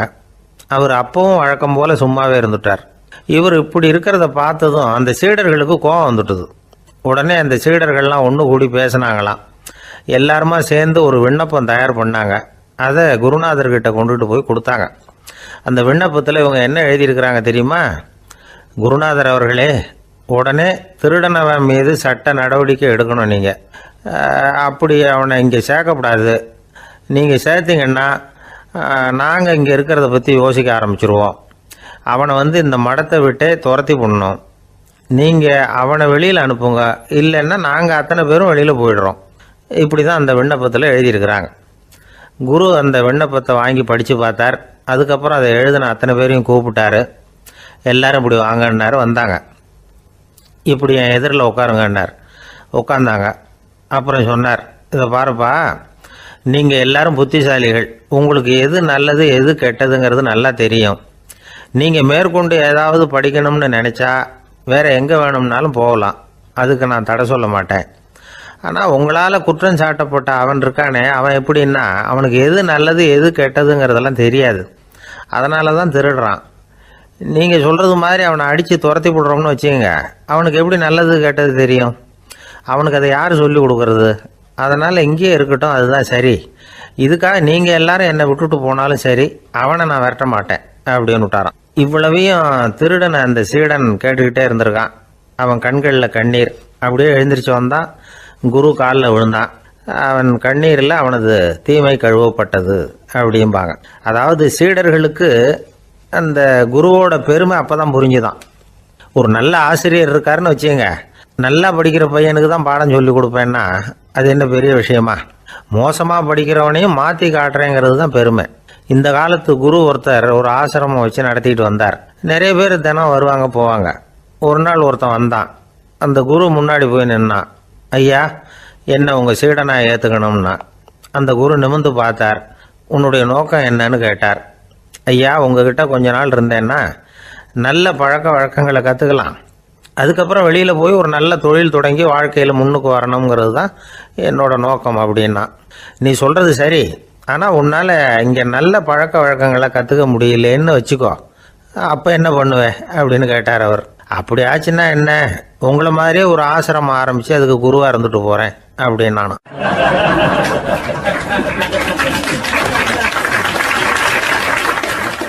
ஒரு ஆள் இருந்தார். அவர் தன்னை ஒரு குருன்னு சொல்லிக்கிட்டார். மௌன குரு, வாயே திறக்கிறதில்ல. அவருக்கு 2 சீடர்கள் உண்டு. இவங்க தான் வர்றவங்க கிட்ட பேசுவாங்க, விளக்கம் கொடுப்பாங்க. ஒரு நாள் இந்த சீடர்கள் 2 பேரும் எங்கேயோ வெளியில் போயிட்டாங்க. அந்த நேரம் பார்த்து ஒருத்தர் அங்கே வந்தார். குருக்கிட்ட போனார். குருவே, புத்தர்னா என்னன்னு கேட்டார். குருவுக்கு ஒன்றும் புரியல. அவர் உண்மையான குருவாக இருந்தாவில் புரியும். அவர் திருன்னு முழிக்க ஆரம்பிச்சிட்டார். இந்த நேரம் பார்த்து இந்த சீடர்கள் எங்கேயோ போயிட்டாங்களே, என்ன பண்ணுறது, உதவிக்கு யாராவது கிடைக்க மாட்டாங்களா அப்படின்னு அப்படியே சுற்றி பார்க்குறார். அங்கங்கே பார்க்குறார். வந்தவர் இதை கவனித்தார். ஏதோ புரிஞ்சுக்கிட்ட ஒரு மாதிரி அடுத்த கேள்வி கேட்டார். தர்மம்னா என்ன சுவாமின்னார். குருவுக்கு ரொம்ப சங்கடமாக போச்சு. நம்ம நிலைமை இப்படி ஆகிட்டுதே, இக்கட்டில் மாட்டிக்கிட்டோமே அப்படின்னு நினச்சபடியே விட்டத்தை பார்த்தார். அப்புறம் குனிஞ்சு தரையை பார்த்தார். அப்படியே உட்காந்துக்கிட்டார். வந்தவர் உடனே அடுத்த கேள்விக்கு போயிட்டார். தியானம்னா என்ன சுவாமின்னார். பாவம் என்ன பண்ணுவார் அந்த குரு, பேசாமல் கண்ணை கெட்டியாக மூடிக்கிட்டார். இது ஏதுடா வம்பா போச்சுன்னு. இவர் இப்படி பண்ணால் கூட வந்தவர் சளைக்கலை. இன்னொரு கேள்வியும் கேட்டார். ஆசீர்வாதம்னா என்ன அப்படின்னார். இவர் பார்த்தார். இப்படியே போனால் இவர் கேள்வி கேட்குறத நிறுத்த மாட்டார் அப்படின்னு நினச்சிக்கிட்டு எனக்கு ஒன்றுமே தெரியாதுங்கிற பாவனையில் 2 கையையும் விரித்து காட்டினார். வந்தவர் முகத்தில் மகிழ்ச்சி, மன நிறைவு, ஏதோ எல்லாம் புரிஞ்சுக்கிட்ட ஒரு மாதிரி அங்கேருந்து புறப்பட்டு போனார். வழியில் அந்த குருவோட சீடர்கள் 2 பேரையும் சந்தித்தார். உங்கள் குருவை தான் பார்த்துட்டு வரேன்னார். இவர் என்ன நடந்ததுன்னு கேட்டாங்க. இவர் விவரமாக சொல்கிறார். உங்கள் குரு எவ்வளவு பெரிய ஞானி தெரியுமா? புத்தர்னா என்னன்னு கேட்டேன். அதுக்கு அவர் அப்படியும் இப்படியும் பார்த்தார். அதுக்கு என்ன அர்த்தம் தெரியுமா? மக்கள் புத்தரை அங்கேயும் இங்கேயும் தேடுறாங்க. உண்மையில் அவர் அங்கேயும் இங்கேயும் தேடி கண்டுபிடிக்க முடியாது அப்படிங்கிறத அவர் செய்கை மூலம் உணர்த்தினார். அதுக்கப்புறம் தர்மம்னா என்னன்னு கேட்டேன். அவர் மேலேயும் கீழையும் பார்த்து தர்மம் சமமானது, அதில் உயர்வு தாழ்வு இல்லைங்கிறத உணர்த்தினார். அதுக்கப்புறம் தியானம்னா என்னன்னு கேட்டேன். கண்ணை மூடிக்கிட்டார். கண்ணை மூடி காணுகிற அற்புதம் அது அப்படிங்கிறத புரிஞ்சுக்கிட்டேன். கடைசியாக ஆசீர்வதிக்கப்படுறது பற்றி கேட்டேன். கைகளை நீட்டி உதவுறது தான் அது அப்படிங்கிறத தன்னுடைய இருகை விரித்து உணர்த்தினார். எவ்வளோ பெரிய மகான் அவர் அப்படின்னு சொல்லிவிட்டு அவர் பாட்டு போயிட்டார். சீடர்கள் அதுக்கப்புறம் மெதுவாக குருக்கிட்ட சேர்ந்தாங்க. அவங்கள பார்த்ததும் குருவுக்கு கோபம் வந்துட்டுது. அடே பாவிகளா, எங்கடா போய் தொலைஞ்சிங்க, நான் ஒரு ஆளுகிட்ட மாட்டிக்கிட்டு என்ன பாடுபட்டிருக்கேன்னு தெரியுமான்னார். இது மாதிரி தான் நாம் சாதாரண மனிதர்களின் புற வேடங்களிலேயே மயங்கி போயிடுறோம். அவங்க பேச்சு, செய்கை, பார்வை இதிலெல்லாம் ஏதோ பெரிய தத்துவம் இருக்கிறதாக நினச்சிக்கிறோம். உண்மையிலேயே அந்த தத்துவங்கள் யாருக்கு சொந்தம்? அவங்களுக்கு இல்லை, நமக்கு தான் சொந்தம். நாம் தானே அதை கற்பிச்சுக்கிட்டோம். நாம் அடையாளம் கண்டுக்கிறது இல்லை. நாம் யாருங்கிறது நமக்கு புரியறதில்ல. அதுதான் இன்றைக்கி நடக்கிறது. அதனால தான் அடுத்தவங்களை தேடி ஓடிக்கிட்டு இருக்கிறோம். சில வீடுகளில் கூட இது மாதிரி சைகைகள் உண்டு. சில குடும்ப தலைவர்கள் தினமும் காலையில் கண்ணை கெட்டியாக மூடிக்கிட்டு கை 2ஐயும் சுத்தமாக விரித்து வச்சுக்கிட்டே உட்காந்து தியானம் பண்ணுறது வழக்கம். எதுக்காக அப்படி பண்ணுறீங்கன்னு ஒருத்தரை பார்த்து கேட்டேன். இந்த மாதம் வாங்கின சம்பளம் பூரா தீர்ந்து போச்சு, இனிமேல் என் கையில் சுத்தமாக ஒன்றும் இல்லை, புதுசாக எதுவும் செலவு வச்சுடாதே அப்படிங்கிறத அப்படி உள்ளங்கை 2ஐயும் விரித்து காட்டி அவங்களுக்கு உணர்த்துறேன் அப்படின்னார்.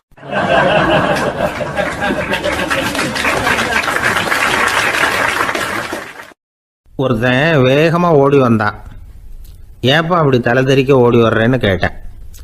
பின்னாடி துரத்திக்கிட்டு வருது சார் அப்படின்னா. ஏதாவது நாய் துரத்திக்கிட்டு வருது போல இருக்கு அப்படின்னு நினச்சி அவனுக்கு பின்னாடி பார்க்குறேன். கண்ணு கேட்டின தூரம் வரைக்கும் எதுவுமே தெரியல. ஏன்பா எதுவும் ஒன்றை துரத்துறது மாதிரி தெரியலையே என்ன, நல்லா பாருங்கள் சார் அப்படின்னா. பார்த்துட்டு தான் சொல்கிறேன் என்ன. இதோ பாருங்கள் சார், இதுதான் என்னை துரத்துது அப்படின்னு அவன் காட்டுறான். அவன் சுட்டி காட்டின இடத்துல பார்த்தா அங்கே அவனுடைய நிழல் தான் தெரியுது.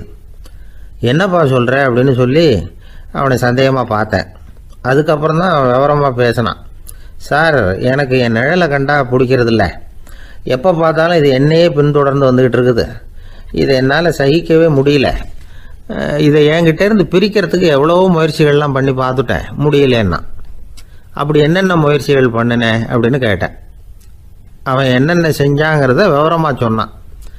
அவன் என்ன பண்ணியிருக்கிறான், ஒரு பெரிய குழியை தோண்டி அதில் தன்னுடைய நிழலை புதைச்சிருவோம் அப்படின்னு முடிவு பண்ணிட்டு மண்வெட்டி எடுத்துக்கிட்டு தோட்டத்து பக்கம் போயிருக்கான். ஆழமாக ஒரு குழியை தோண்டியிருக்கான். குனிஞ்சு பார்க்குறான். அந்த குழிக்குள்ளே தன்னுடைய நிழல் தெரியுது. ஆஹா, இதுதான் சமயம், நிழல் இப்போ குழிக்குள்ளே இருக்குது, மண்ணை போட்டு மூடி விடலாம் அப்படின்னு நினச்சிக்கிட்டு கொஞ்சம் மண்ணை அள்ளி போட்டான். பார்த்தா இப்போ அந்த நிழல் அந்த மண்ணுக்கு மேலே வந்து நிற்கிது. இது ஏதுடா வம்பா போச்சு, அப்படின்னு அவசரமாக மண்ணை வாரி போட்டு மூடி பார்க்குறான். குழி பூராவும் மூடி விட்டு பார்க்குறான். மறுபடியும் நிழல் மேலே வந்து உட்காந்துக்கிட்டு இருக்குது. சரி, இதை குழியில் புதைக்க முடியாது அப்படின்னு முடிவு பண்ணிட்டு இதை இங்கேயே இப்படியே விட்டுட்டு ஒரே ஓட்டமாக ஓடி போடுவோம் அப்படின்னு நினச்சி எடுத்தான் ஓட்டம். அது காலை நேரம். இவன் மேற்க நோக்கி ஓடிக்கிட்டு இருக்கிறான். ஓடி ஓடி பார்க்குறான், நிழல் இவனை விட வேகமாக இவனுக்கு முன்னாடி ஓடிக்கிட்டு இருக்கு. சரி, திரும்பி ஓடி பார்ப்போம் அப்படின்னு நினச்சிக்கிட்டு அப்படியே சடார்னு திரும்பி ஓட ஆரம்பித்தான். பார்த்தான், அப்பாடா நிழலை காணலை. கொஞ்சம் தூரம் ஓடி ஒரு இடத்துல நின்று அப்படியே சாவகாசமாக திரும்பி பார்க்குறான். பின்னாடி நின்றுக்கிட்டு இருக்குது நிழல். இப்படி ஓடி வந்து தான் இங்கே நம்ம முன்னாடி நின்று தன்னுடைய அவஸ்தையை சொல்லிக்கிட்டு இருக்கிறான். இந்த நிழலை துரத்துறது அல்லது வெட்டி விடுறது, இதுக்கு ஏதாவது வழி இருக்கா சொல்லுங்கள் சார் அப்படிங்கிறான். நமக்கு ஒன்றும் புரியல. அந்த நேரம் பார்த்து ஒரு பெரியவர் வந்தார். அவர்கிட்ட யோசனை கேட்டோம், என்ன செய்யலாம்னு. அவர் சொன்னார், இந்த பாருப்பா, நீ அங்கேயும் எங்கேயும் ஓடாத, அப்படியே கீழே படுத்துக்கொண்டார். அது நல்ல உச்சி வேலை. அவன் அப்படியே கீழே படுத்துக்கிட்டான். இப்போ அப்படி இப்படின்னு திரும்பி பார்க்குறான், நிழலை காணலை. அவன் இப்போ தான் நிம்மதியாக இருந்தான். இப்போ அந்த பெரியவர் சொன்னார், எல்லா மனிதர்களுமே இப்படி தான் ஓடிட்டு இருக்கிறாங்க. நான் எனது அப்படிங்கிற ஆணவம் தான் அவங்கள துரத்திக்கிட்டு இருக்கு. அதை விட்டுட்டு ஓடணும்னு நினைச்சாலும் அது முன்னாடி வந்து நிற்கிது. பரம்பொருளை நோக்கி ஓடுறப்போ இந்த ஆணவம் பின்னாடி வந்துவிடுது. பரிபூர்ண சரணாகதிங்கிற நிலையில் அது முழுசுமாக மறைஞ்சுடுது. தன்னை உணர்கிற வேலை அது. அந்த நேரம் மனிதனுக்கு விடுதலை உணர்வு ஏற்படுகிற நேரம் அது. அப்படிப்பட்ட சுதந்திர மனிதர்களாக எல்லாரும் மாறி போயிட்டாங்கன்னா இந்த உலகமே இன்பமயம் அப்படின்னு ஒரு விளக்கம் கொடுத்தார் பெரியவர்.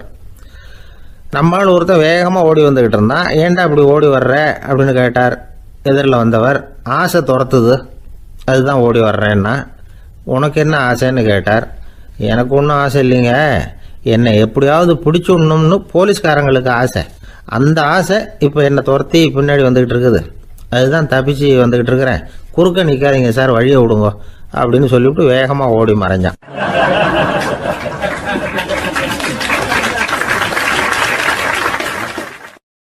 எனக்கு வாழ்க்கையில் ஒரே ஒரு ஆசை தான் சார் அப்படின்னார் ஒருத்தர். அது என்னன்னு கேட்டேன். ஆசைகளை ஒழிச்சுடணுங்கிறது தான் என்னோட ஆசை அப்படின்னார். இப்படி ஆசைகளை ஒழிக்க வேண்டும் அப்படிங்கிறதையே ஒரு ஆசையாக கொள்வது அபத்தம் அப்படிங்கிறார் ஒரு பெரியவர். இது மாதிரி ஆசைகளை ஒழிக்க ஆசைப்பட்டா அந்த நோக்கம் நிறைவேறாதான். அந்த முயற்சியால் புதுசாக சில துன்பங்கள் தான் சேருமா.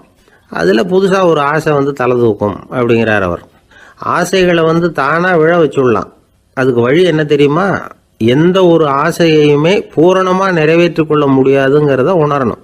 அதை உணர்ந்தால் ஆசைகள் தானாக விழுந்துடும். அதை விட்டுட்டு ஆசைகளை விட்டுடணுங்கிறதையே ஒரு ஆசையாக வச்சுக்கிட்டு அதுக்காக கடுமையாக முயற்சிகளையும் செஞ்சுக்கிட்டு நான் ஆசைகளை விட்டுட்டு ஞானோதயம் அடையிறதுக்கு கடுமையாக முயற்சி பண்ணிகிட்டு இருக்கிறேன் சார் அப்படின்னு சொல்லிக்கிட்டு இருந்தால் எந்த காலத்துலேயும் ஞானோதயம் வரப்போகிறதில்ல. அதுக்கு பதிலாக துன்பந்தான் சேரும் அப்படிங்கிறது அவரோட கருத்து. எந்த ஒரு ஆசையையும் பூரணமாக நிறைவேற்றி கொள்ள முடியாது அப்படிங்கிறத உணரணும். ஒரு ராஜா, அவர் மனசில் அமைதி இல்லை, எப்பவும் கஷ்டப்பட்டுக்கிட்டே இருந்தார். இந்த துன்பத்தை போக்குறதுக்கு பல வழிகளில் என்னென்னமோ முயற்சியெல்லாம் பண்ணி பார்த்தார். ஒன்றும் சரியாக வரல. கடைசியாக ஒரு காரியம் பண்ணார். அதாவது ஒரு வேதாந்தியை தேடிட்டு போனார். அவரை பார்த்து கேட்டார், ஐயா, என்னுடைய துன்பங்கள்லேருந்து நான் விடுபடணும், அதுக்கு சுலபமாக ஏதாவது ஒரு வழி இருந்தால் சொல்லுங்களேன் அப்படின்னு கேட்டுக்கிட்டார். அதுக்கு அந்த வேதாந்தி சொன்னார், அதுக்கு ஒரு வழி சொல்கிறேன், அது மாதிரி செய். அதாவது உன்னுடைய ராஜ்யத்துக்குள்ள போதுங்கிற மனசோட வாழுற ஒருத்தனை கண்டுபிடிக்கணும். அப்படி கண்டுபிடிச்சி அவனுடைய சட்டையை வாங்கி நீ போட்டுக்கணும். அப்படி போட்டுக்கிட்டா உன்னுடைய துன்பம் தேர்ந்துடும் அப்படின்னார். உடனே ராஜாவுக்கு ரொம்ப மகிழ்ச்சி. அரண்மனையில் இருந்த அத்தனை பேரையும் ஆளுக்கு ஒரு பக்கமாக அனுப்புனார். தேட சொன்னார். போதுங்கிற மனசுடைய ஒருத்தனை கண்டுபிடிச்சி கொண்டுகிட்டு வாங்க அப்படின்னார். எங்கெங்கேயோ தேடி கடைசியாக ஒரு ஆளை கண்டுபிடிச்சாங்க. அவன் போதுங்கிற மனசோடு இருக்கிறவன் தான். ஆனால் அவன்கிட்ட சட்டை எதுவும் இல்லை. இடையில கட்டியிருக்கிற துண்டே போதுங்கிற மனசோடு அவன் வாழ்ந்துக்கிட்டு இருக்கிறான். சட்டை இருந்தாவில் ராஜா வாங்கி மாட்டிக்க முடியும். அந்த வேதாந்தி ஏன் அப்படி சொன்னாருங்கிறதுக்கான அர்த்தம் இப்போ தான் ராஜாவுக்கு புரிஞ்சுதான். இது வரைக்கும் சொன்னதெல்லாம் ஞான மார்க்கத்தை தேடிக்கிறவனுக்கான உள்ள தகவல். இப்போ இன்னைக்கு இளைஞர்கள் இதை கேட்டுவிட்டு நமக்கு ஆசையே வேணாம் அப்படின்னு முடிவு பண்ணிவிட்டா வாழ்க்கையில் முன்னேறவே முடியாது. நம்முடைய முயற்சிக்கு ஆசை தான் தூண்டுகோல். அதனால் இந்த ஆசையையும் அந்த ஆசையையும் போட்டு குழப்பிக்க கூடாது.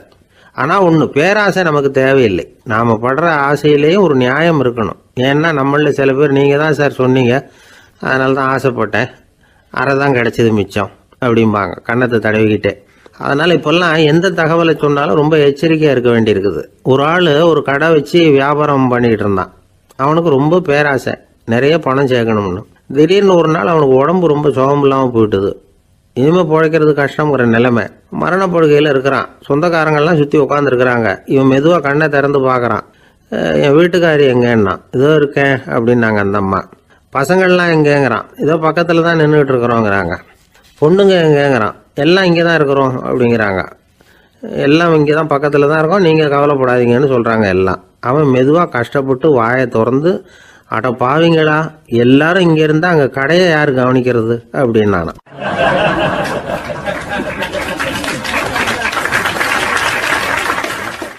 ஜப்பானில் உள்ள ஒரு புத்த விகாரை. அங்கே ஒரு வயசான பௌத்த குரு தங்கியிருக்கிறார்.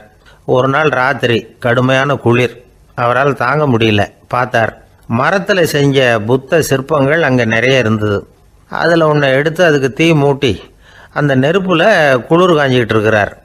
மர சிற்பம் தீ வச்சதும் படபடன்னு வெடிக்க ஆரம்பிச்சுட்டுது. அந்த சத்தத்தை கேட்டதும் அந்த புத்த விகாரையின் குருக்கள் வெளியில் ஓடி வந்தார். இவர் ஆனந்தமாக குளிர் காஞ்சிக்கிட்டு இருக்கிறார். அவரால் பொறுத்துக்க முடியல. தெருவில் திரிஞ்சுக்கிட்டு இருந்த அந்த பெரியவரை இங்கே தங்க அனுமதித்ததே அவர் தான். இவர் இப்படி பண்ணுறாருன்னு நினச்சிக்கிட்டே அவரை கோபமாக பார்த்தார்.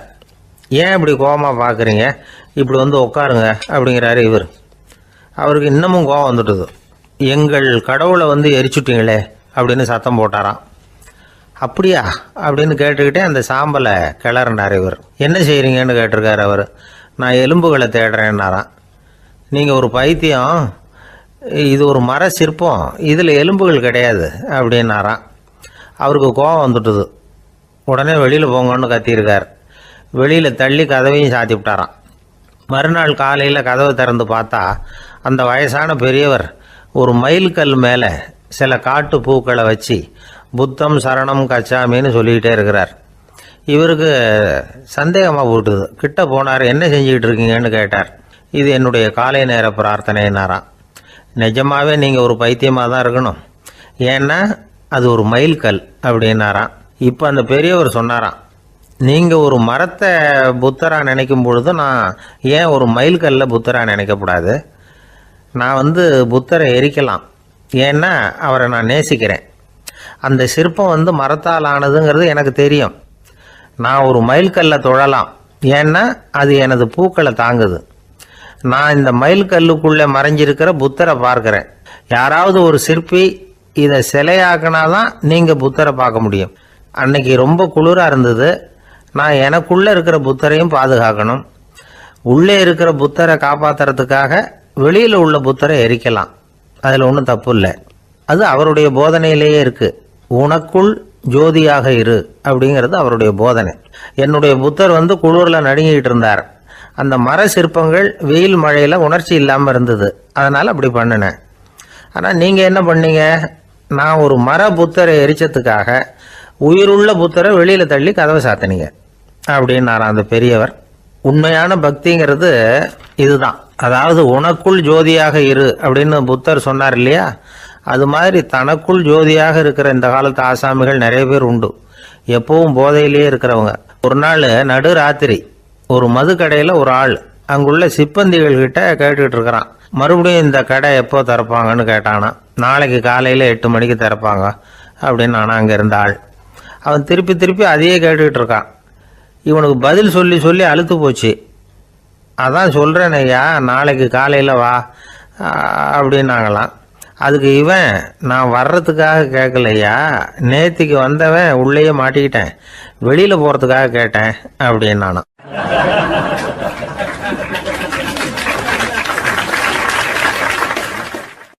ராமகிருஷ்ணர் வாழ்ந்த காலத்தில் நடந்த ஒரு நிகழ்ச்சி இது.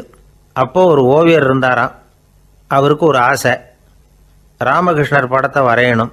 அதை அவர்கிட்டயே கொண்டுட்டு போய் காட்டி அபிப்பிராயம் கேட்கணும். இதுதான் அந்த ஓவியரின் ஆசை. உடனே ராமகிருஷ்ணர் படத்தை வரைஞ்சி முடித்தார். அதை எடுத்துக்கிட்டு போனார். இவர் போன சமயம் அங்கே ராமகிருஷ்ணர் சீடர்களோடு உட்காந்துருக்கிறார். விவேகானந்தர் அங்கே இருக்கிறார். இந்த ஓவியர் கொண்டுகிட்டு போய் தான் வரைந்த ஓவியத்தை அவர்கிட்ட காட்டினார். ராமகிருஷ்ண பரமஹம்சரின் ஓவியத்தை ராமகிருஷ்ணர்கிட்டயே காட்டுறார். ராமகிருஷ்ணர் என்ன பண்ணார் தெரியுமா? அந்த படத்தை பார்த்தார். உடனே அது காலை தொட்டார். குருதேவருடைய இந்த செயல் சீடர்களுக்கு ரொம்ப வியப்பை உண்டு பண்ணிச்சு. சில பேர் மனசுக்குள்ளேயே ரொம்ப குழம்பி போக ஆரம்பிச்சிட்டாங்க, என்ன இப்படி பண்ணுறாருன்னு. என்ன இது அவரோட படம், அவரே அவரோட படத்தின் காலை தொடுறார் அப்படின்னு யோசிச்சாங்க. சில பேர் ஒன்றும் புரியாமல் ஒருத்தர் பார்த்து சிரிச்சுக்கிட்டாங்க. அந்த இடத்துல சீடர்கள் மட்டும் இல்லை, சீடர் அல்லாத பல பேர் இருந்தாங்க. தன்னுடைய காலை தானே தொடர இவருடைய செயல் பற்றி என்ன நினைக்கிறது அப்படின்னு அவங்களும் குழம்பி போய் நிற்கிறாங்க. அந்த படத்தை வரைஞ்சி அவர்கிட்ட காட்டின அந்த ஓவியருக்கும் அதிர்ச்சி. இருந்தாலும் அவர் சீடர் கிடையாது. அதனால் கொஞ்சம் துணிச்சலை வர வச்சுக்கிட்டு கேட்டார், என்னங்க இது, என்னால் என்னுடைய கண்களையே நம்ப முடியல. இது உங்கள் சொந்த உருவப்படம், நீங்கள் உங்கள் சொந்த கால்களையே தொடுறீங்க, இது எங்களுக்கு கொஞ்சம் சங்கடமாக இருக்குதே அப்படின்னார். ராமகிருஷ்ணரின் கண்களில் ஆனந்த கண்ணீர் வழிஞ்சுதான். அவர் சொன்னாராம், இது என்னோட படம்ங்கிறது எனக்கு தெரியும், ஆனால் இது என்னோட படம்ங்கிறதுனால நான் இதோட காலை தொடலை. நீ என்னுடைய சமாதி நிலையை இந்த படத்தில் படம் பிடிச்சி காட்டியிருக்கிற, அதனால் அதோட காலை தொடறேன். சமாதி நிலையில் யார் இருந்தாலும், அது என்னுடைய படமாக இருந்தாலும் சரி அல்லது வேற யாருடைய படமாக இருந்தாலும் சரி, படம் யாருதுங்கிறது முக்கியம் இல்லை. இதில் எது முக்கியம்னா அது தன்னை உணர்ந்த ஒரு உணர்நிலையின் படம். அப்படி இருக்கிறப்போ அதோட காலை நான் தொடணும். அதுக்கு நீங்கள் எல்லாரும் ஏன் சங்கடப்படுறீங்கன்னு எனக்கு தெரியல அப்படின்னாராம். இப்போ தான் அங்கே இருந்த சீடர்களுக்கும் மற்றவங்களுக்கும் விவரம் புரிஞ்சுதான். இதுக்கு முன்னாடி யாரும் செய்யாததை இவர் செஞ்சிருக்கிறார், ஆனால் அவருடைய காரணம் ரொம்ப நியாயமானது அப்படிங்கிறத உணர்ந்தாங்களாம். இதுவரைக்கும் ஆன்மீகத்தில் சமாதி நிலை, அதாவது தன்னை உணர்ந்த நிலை பற்றி புரிஞ்சுக்கிட்டோம். இல்லறத்தில் ஏற்படக்கூடிய சமாதி நிலை பற்றி உங்களுக்கு தெரியுமா? ஒரு அம்மா டாக்டர்கிட்ட வந்து சொன்னாங்களாம், டாக்டர், என் வீட்டுக்காரருக்கு உடம்புல ஏதோ கோளாறுன்னு நினைக்கிறேன், நான் எவ்வளவு நேரம் பேசினாலும் காதில் விழாதது மாதிரி உட்கார்ந்துருக்கிறார் அப்படின்னாங்களாம். அதுக்கு அந்த டாக்டர் சொன்னாராம், அம்மா, அது உடம்பு கோளாறு இல்லை, அது ஒரு பெரிய திறமை அப்படின்னாராம்.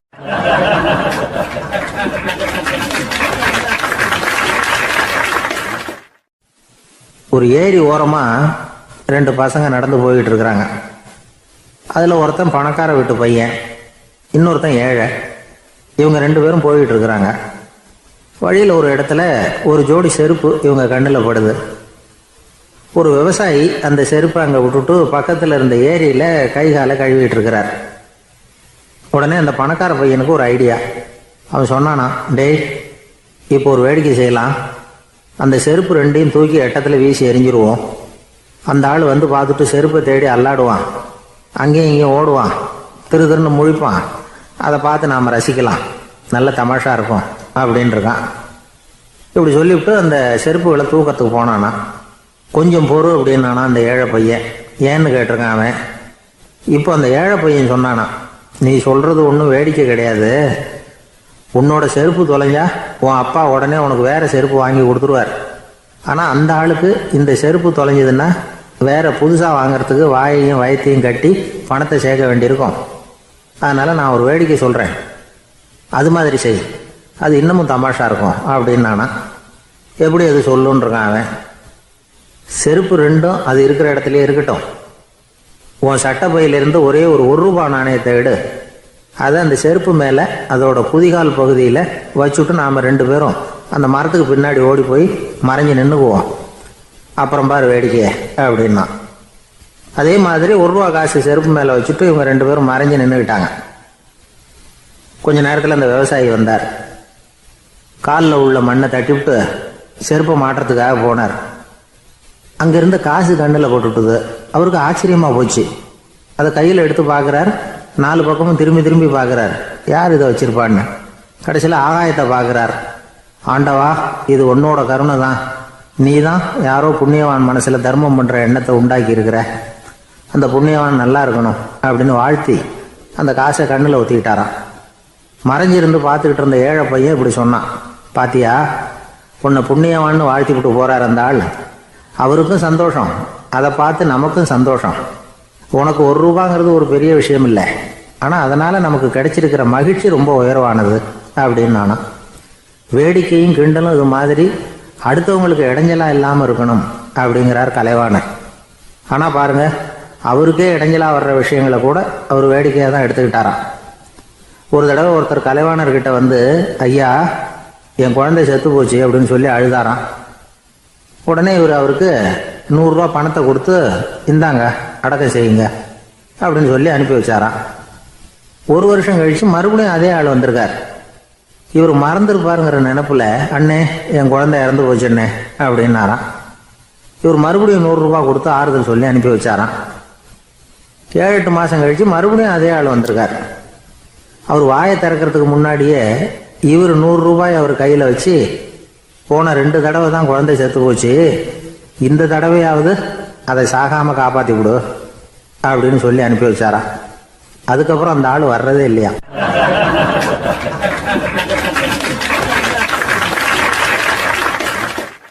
ஒரு ரயில் வேகமா போயிட்டு இருக்கு.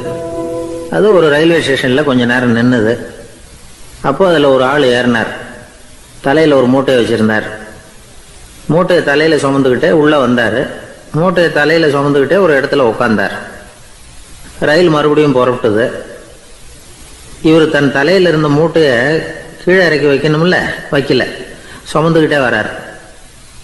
எதிரில் உட்காந்துருந்தவர் கேட்டார், ஏங்க ஏன் இப்படியே உட்காந்துருக்குறீங்க தலையில மூட்டையை வச்சுக்கிட்டு, மூட்டையை கீழே இறக்கி வைக்கலாமே அப்படின்னார்.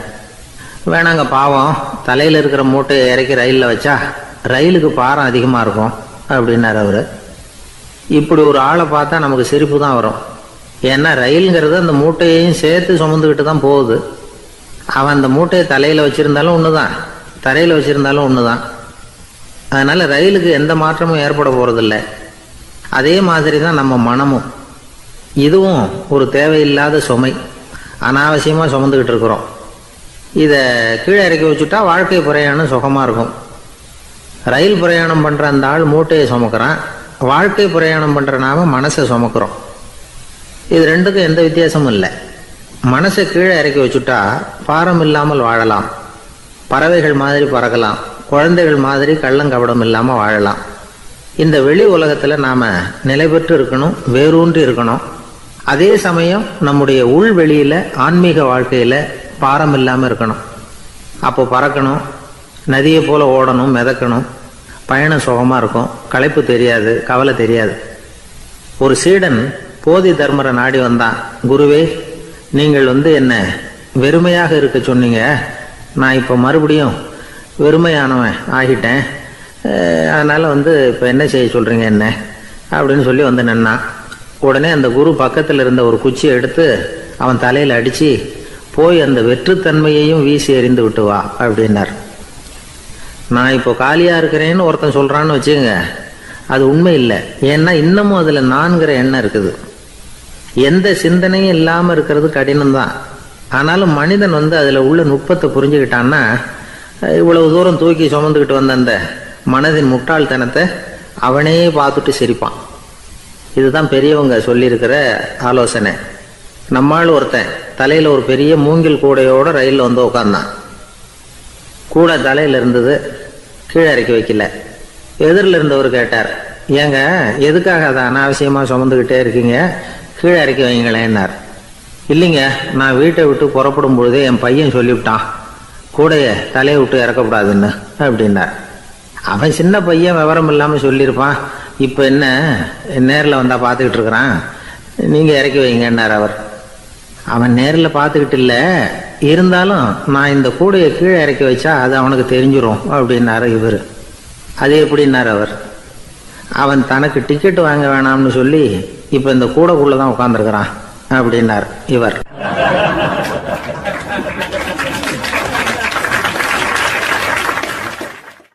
எனக்கு தெரிஞ்ச ஒருத்தர் இருக்கார். அவரு ஒரு பெரிய காவல்துறை அதிகாரி, ரொம்ப கண்டிப்பானவர். அவரை கண்டாவே எல்லாரும் பயப்படுவாங்க. அப்படிப்பட்டவர் வீட்டுக்கு போனா அப்படியே அடியோட மாறிடுவார். அங்க போய் பாத்தீங்கன்னா குழந்தைகளோட குழந்தையா அவர் விளையாடிட்டு இருப்பார். அலுவலக சமயத்துல பாத்தீங்கன்னா குதிரை முதுகுல அவர் உட்கார்ந்துருப்பார். வீட்டுல பாத்தீங்கன்னா அவர் முதுகுல குழந்தை உட்காந்துருக்கும். அவரு குதிரை மாதிரி போயிட்டு இருப்பார். இது எப்படிங்க முடியுது உங்களால அப்படின்னு கேட்டாங்க. அது ஒண்ணுமில்ல, இங்க வீட்டுக்கு வந்த உடனே என்னோட மனசை தனியா எடுத்து வச்சிருவேன் அப்படின்னார். அது என்னங்க உங்க சட்டப்பையிலையா இருக்குது மனசு, அது தனியா எடுத்து வைக்கிறதுக்கு அப்படின்னு கேட்டாங்க. அப்படி இல்லைங்க, இது ஒரு பயிற்சி, மனப்பயிற்சி, அவ்வளவுதான் அப்படின்னார். இப்படி சமயம் பார்த்து மனசை தனியா வச்சுவிட தெரிஞ்சவங்க வாழ்க்கையில எப்பவும் உற்சாகமா இருப்பாங்க அப்படிங்கிறது பெரியவங்க கருத்து. ஒரு டாக்டர் ஆஸ்பத்திரியில் இருக்கிற வரைக்கும் டாக்டரா இருக்கலாம், அவர் மனைவிகிட்டையும் அவர் டாக்டரா இருக்க வேண்டிய அவசியம் இல்லை. ஒரு வக்கீல் கோர்ட்ல இருக்கிற வரைக்கும் வக்கீலா இருக்கலாம், வீட்டுக்கு வந்ததுக்கு அப்புறமும் வக்கீலா இருக்க வேண்டிய அவசியம் கிடையாது. வீட்டில் குழந்தைகள்கிட்ட விளையாடும் பொழுதும் அதுகள்கிட்ட ஃபீஸு கேட்டுக்கிட்டு இருக்கக்கூடாது. நாம் எப்படி இருக்கணும்னு பெரியவங்க சொல்கிறாங்கன்னா, மனசோட சேரப்படாதான், அப்படி சேராமல் வாழ்க்கையை கவனிக்கணுமா. மனசை அப்படியே தனியாக எடுத்து பக்கத்தில் வச்சுடணும். அப்படின்னா அதை அப்படியே தூக்கி எறிஞ்சுடு அப்படின்னு அர்த்தம் இல்லை. ஏன்னா மனசுங்கிறது நமக்கு உபயோகப்படக்கூடிய ஒன்று தான். எப்போ எப்போ அது தேவையோ அப்பப்போ எடுத்து உபயோகப்படுத்திக்கணும். தேவைப்படுறப்போ எடுத்து கண்ணாடியை மாட்டிக்கிறோம்ல, படிக்கும் பொழுது கண்ணாடி தேவைப்படுது, எடுத்து மாட்டிக்கிறோம் இல்லையா, அது மாதிரி கணக்கு போடுறதுக்கு மனசு தேவை. கடைக்கு போய் ஒரு பொருள் வாங்குகிறோம், காசு கொடுக்குறோம், மீதி சில்லறை சரியாக இருக்கா அப்படின்னு எண்ணி பார்த்து வாங்க வேண்டியிருக்கு. அந்த சமயத்தில் மனசை எடுத்து தனியாக வச்சுட்டேன் அப்படின்னு சொல்லிட்டு இருக்கக்கூடாது. பரீட்சைக்கு படிக்க வேண்டியிருக்குது, படித்ததையெல்லாம் அப்படியே நினைவில் வச்சுக்க வேண்டியிருக்கு, அந்த சமயத்தில் மனசை தூக்கி எறிஞ்சுட்டேன் சார் அப்படின்னு சொல்லிட்டு இருக்கக்கூடாது. அப்படி சொன்னால் பரீட்சை நம்மளை தூக்கி எறிஞ்சிடும். அதனால் தேவைப்படுறப்போ மனசை உபயோகப்படுத்தணும், தேவையில்லாதப்போ அது தனியாக ஓய்வு எடுத்துக்க விட்டுடணும். இப்படி நாம் பழக்கப்படுத்திக்கிட்டா வாழ்க்கைங்கிறது நமக்கு புதுசாக தெரியுமா. மனசுக்கும் ஒரு சக்தி கிடைக்கும். எந்திரங்களுக்கு ஓய்வு கொடுக்குற மாதிரி மனசுக்கும் ஓய்வு கொடுக்கணும், இல்லைன்னா அது களைச்சி போயிடும். குழந்தைகள் மனசை சுமந்துக்கிட்டு இருக்கிறது இல்லை. இது முதியவர்கள் குழந்தைகள்கிட்ட இருந்து கற்றுக்க வேண்டிய ஒரு பாடம். ஆனாலும் இந்த கால குழந்தைகள்கிட்ட ரொம்ப எச்சரிக்கையாக இருக்க வேண்டியிருக்கு. ஒரு தாத்தாவும் பேரனும் விளையாடிக்கிட்டு இருக்கிறாங்க. தாத்தா எனக்கு சைக்கிள் ஓட்ட கற்று விடு அப்படிங்கிறான் பேரன். சைக்கிள் உயரம் கூட இல்லை, அதுக்குள்ளே சைக்கிள் ஓட்டணுமா அப்படின்னார் தாத்தா. ஏன் தாத்தா, ரயில் ஓட்டுறாரு, அவர் என்ன ரயில் நீளமாக இருக்கார் அப்படின்னு கேட்டானா அந்த பையன்.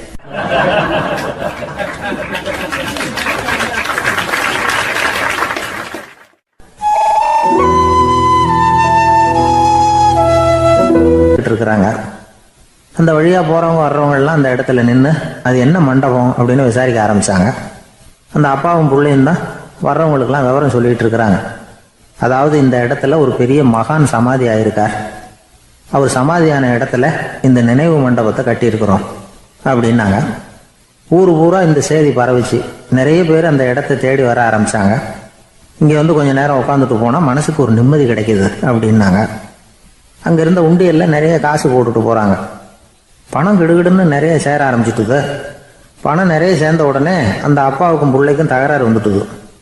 பணம் சேர்ந்தாலே சொத்து தகராறு வரத்தானே செய்யும், அது மாதிரி வந்துட்டுது. பையன் அடிக்கடி நிறைய பணம் கேட்க ஆரம்பித்தான். அப்பா பார்த்தார், யோசனை பண்ணார், ஒரு முடிவுக்கு வந்தார். ஒரு நாள் பையனை கூப்பிட்டார். இதை பாருப்பா, நமக்குள்ள தகராறு வேணாம், அப்பாவும் பிள்ளையும் இப்படி சண்டை போட்டுக்கிட்டா பார்க்குறவங்க தப்பாக நினைப்பாங்க, அதனால் நமக்குள்ள சமரசமாக இதை தீர்த்துக்குவோம், என்ன சொல்கிற அப்படின்னார் அப்பா. சரின்னு நான் பையன். உடனே அந்த அப்பா என்ன பண்ணார் தெரியுமா, மகன்கிட்ட கொஞ்சம் பணத்தை கொடுத்தார், தன்கிட்ட இருந்த ஒரு கழுதையையும் கொடுத்தார். இதை வச்சு நீ பொழைச்சிக்கோ அப்படின்னு சொல்லி அனுப்பி வச்சுட்டார். மகன் அந்த கழுதையை இழுத்துக்கிட்டு அடுத்த ஊருக்கு போனான். வழியிலேயே அந்த கழுதை செத்து போச்சு. உடனே என்ன பண்ணலாம்னு யோசனை பண்ணான். ஒரு ஐடியா வந்தது. அந்த கழுதையை ஒரு சாலை ஓரமாக புதைச்சான். கையில் இருந்த பணத்தை வச்சு அந்த இடத்துல ஒரு கல் மண்டபம் கட்டினான். அந்த வழியாக 2 பேர் வந்தாங்க. இது என்ன மண்டபம்னு விசாரிச்சாங்க. இந்த இடத்துல ஒரு பெரிய மகான் சமாதி ஆயிருக்கிறார் அப்படின்னா. இந்த செய்தி ஊர் பூரா பரவ ஆரம்பிச்சுட்டுது. நிறைய பேர் வந்து போக ஆரம்பிச்சாங்க. இங்கே வந்தால் மனசுக்கு ஒரு பெரிய நிம்மதி கிடைக்குது அப்படின்னு வேற சொல்ல ஆரம்பிச்சாங்க. வர வர கூட்டம் அதிகமாக வர ஆரம்பிச்சுட்டுது. உண்டியலில் பணம் நிறைய சேர்ந்துட்டுது. நகையெல்லாம் கூட கழட்டி காணிக்கையாக போட ஆரம்பிச்சுட்டாங்க. அப்பாவை விட மகன் பெரிய ஆளாயிட்டான். இதை கேள்விப்பட்டார் அப்பா. பையனை பார்த்துட்டு வரலாம்னு ஒரு நாள் புறப்பட்டு வந்தார். பையன் ஓஹோன்னு இருக்கிறான். பங்களா, காரு எல்லாம் வந்துட்டுது. எப்படிடா இந்த அளவுக்கு ஆனே அப்படின்னு விசாரிச்சார். அப்பா, எல்லாம் உங்கள் ஆசீர்வாதம் தான், நீங்கள் கொடுத்த மூலதனத்தை வச்சு தான் இவ்வளவும் சம்பாதிச்சேன் அப்படின்னு நான் பையன். அது எப்படிடான்னு விசாரிச்சார். அப்பா, நீங்கள் ஒரு கழுதை குட்டியும் கொஞ்சம் பணமும் என்கிட்ட கொடுத்து அனுப்பி வச்சிங்க, அதை எடுத்துக்கிட்டு வந்தேன். வர்ற வழியில் அந்த கழுதை செத்து போச்சு. உடனே யோசனை பண்ணேன், அந்த கழுதையை இந்த இடத்துல புதைச்சேன், கையில் இருந்த பணத்தை வச்சு மண்டபம் கட்டினேன், மகான் ஒருத்தர் சமாதி ஆயிருக்கார் அப்படின்னு வதந்தியை கிளப்பி விட்டேன். ஜனங்கள்லாம் ஏமாந்து போய் காசை கொண்டாந்து போட ஆரம்பிச்சிட்டாங்க. நான் பொழைச்சிக்கிட்டு இருக்கிறேன் அப்படின்னா, இப்போதான்டா நீ என் புள்ள அப்படின்னு சொல்லி சந்தோஷப்பட்டாரான் அந்த அப்பா. ஏன் அப்படி சொல்கிறீங்கன்னு கேட்டிருக்கான் பையன். கழுதை குட்டியை புதைச்சி மண்டபம் கட்டியிருக்கிற நீ, ஏற்கனவே நம்ம ஊரில் நாம் கட்டியிருக்கிறோமே மண்டபம், அது இந்த கழுதையோட அம்மாவை புதைச்ச இடம். மகான் சமாதி ஆயிருக்காருன்னு நானும் சும்மா கப்ஸா தான் விட்டுக்கிட்டு இருக்கேன் அப்படின்னாரான் அப்பா. முட்டாள் ஜனங்களை நினைச்சு அந்த 2 பேரும் சத்தம் போட்டு சிரிச்சாங்களாம். மனுஷன் ஏமாத்துறது ரொம்ப சுலபம். என் கூட படிச்ச ஒருத்தன் திடீர்னு ஒரு நாள் எல்லாருக்கும் அருள் வாக்கு சொல்ல ஆரம்பிச்சுட்டான். அவன் ஒரு ஆபீஸ்லயும் வேலை பார்க்குறான். ஆபீஸில் உள்ளவங்கெல்லாம் அவங்ககிட்ட வந்து அருள் வாக்கு கேட்கறது வழக்கம். ஒரு நாள் நான் அவன் முன்னாடி போய் உட்காந்து பேசிக்கிட்டு இருந்தேன். அப்போ அதே ஆபீஸில் வேலை பார்க்குற ஒருத்தர் அவங்ககிட்ட வந்து, சுவாமி, என் மேஜையில் வச்சிருந்த பேனா திடீர்னு காணாமல் போயிட்டுது, அது திரும்ப கிடைக்குமா எனக்கு அப்படின்னு கேட்டார். இவன் கண்ணை உருட்டி பார்த்துட்டு, அது உனக்கு கிடைக்காது, புதுசாக வேற ஒன்று வாங்கிக்கப்போ அப்படின்னா. சரின்னு அவர் போயிட்டார். அவர் போனதுக்கப்புறம் நான் மெதுவாக இவனை பார்த்து, அது எப்படிடா அது உனக்கு கிடைக்காதுன்னு அவ்வளோ உறுதியாக அவர்கிட்ட சொன்னேன் அப்படின்னு கேட்டேன். இவன் மெதுவாக என் காதுகிட்ட வந்து, அந்த பேனாவை கிளப்புனதே நான் தான் அப்படிங்கிறான்.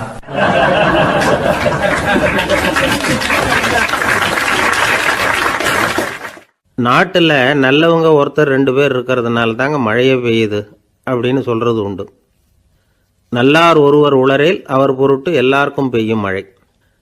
சில சமயம் ரொம்ப பேர் திடீர்னு நல்லவங்களா ஆகிடுவாங்க போல இருக்கு.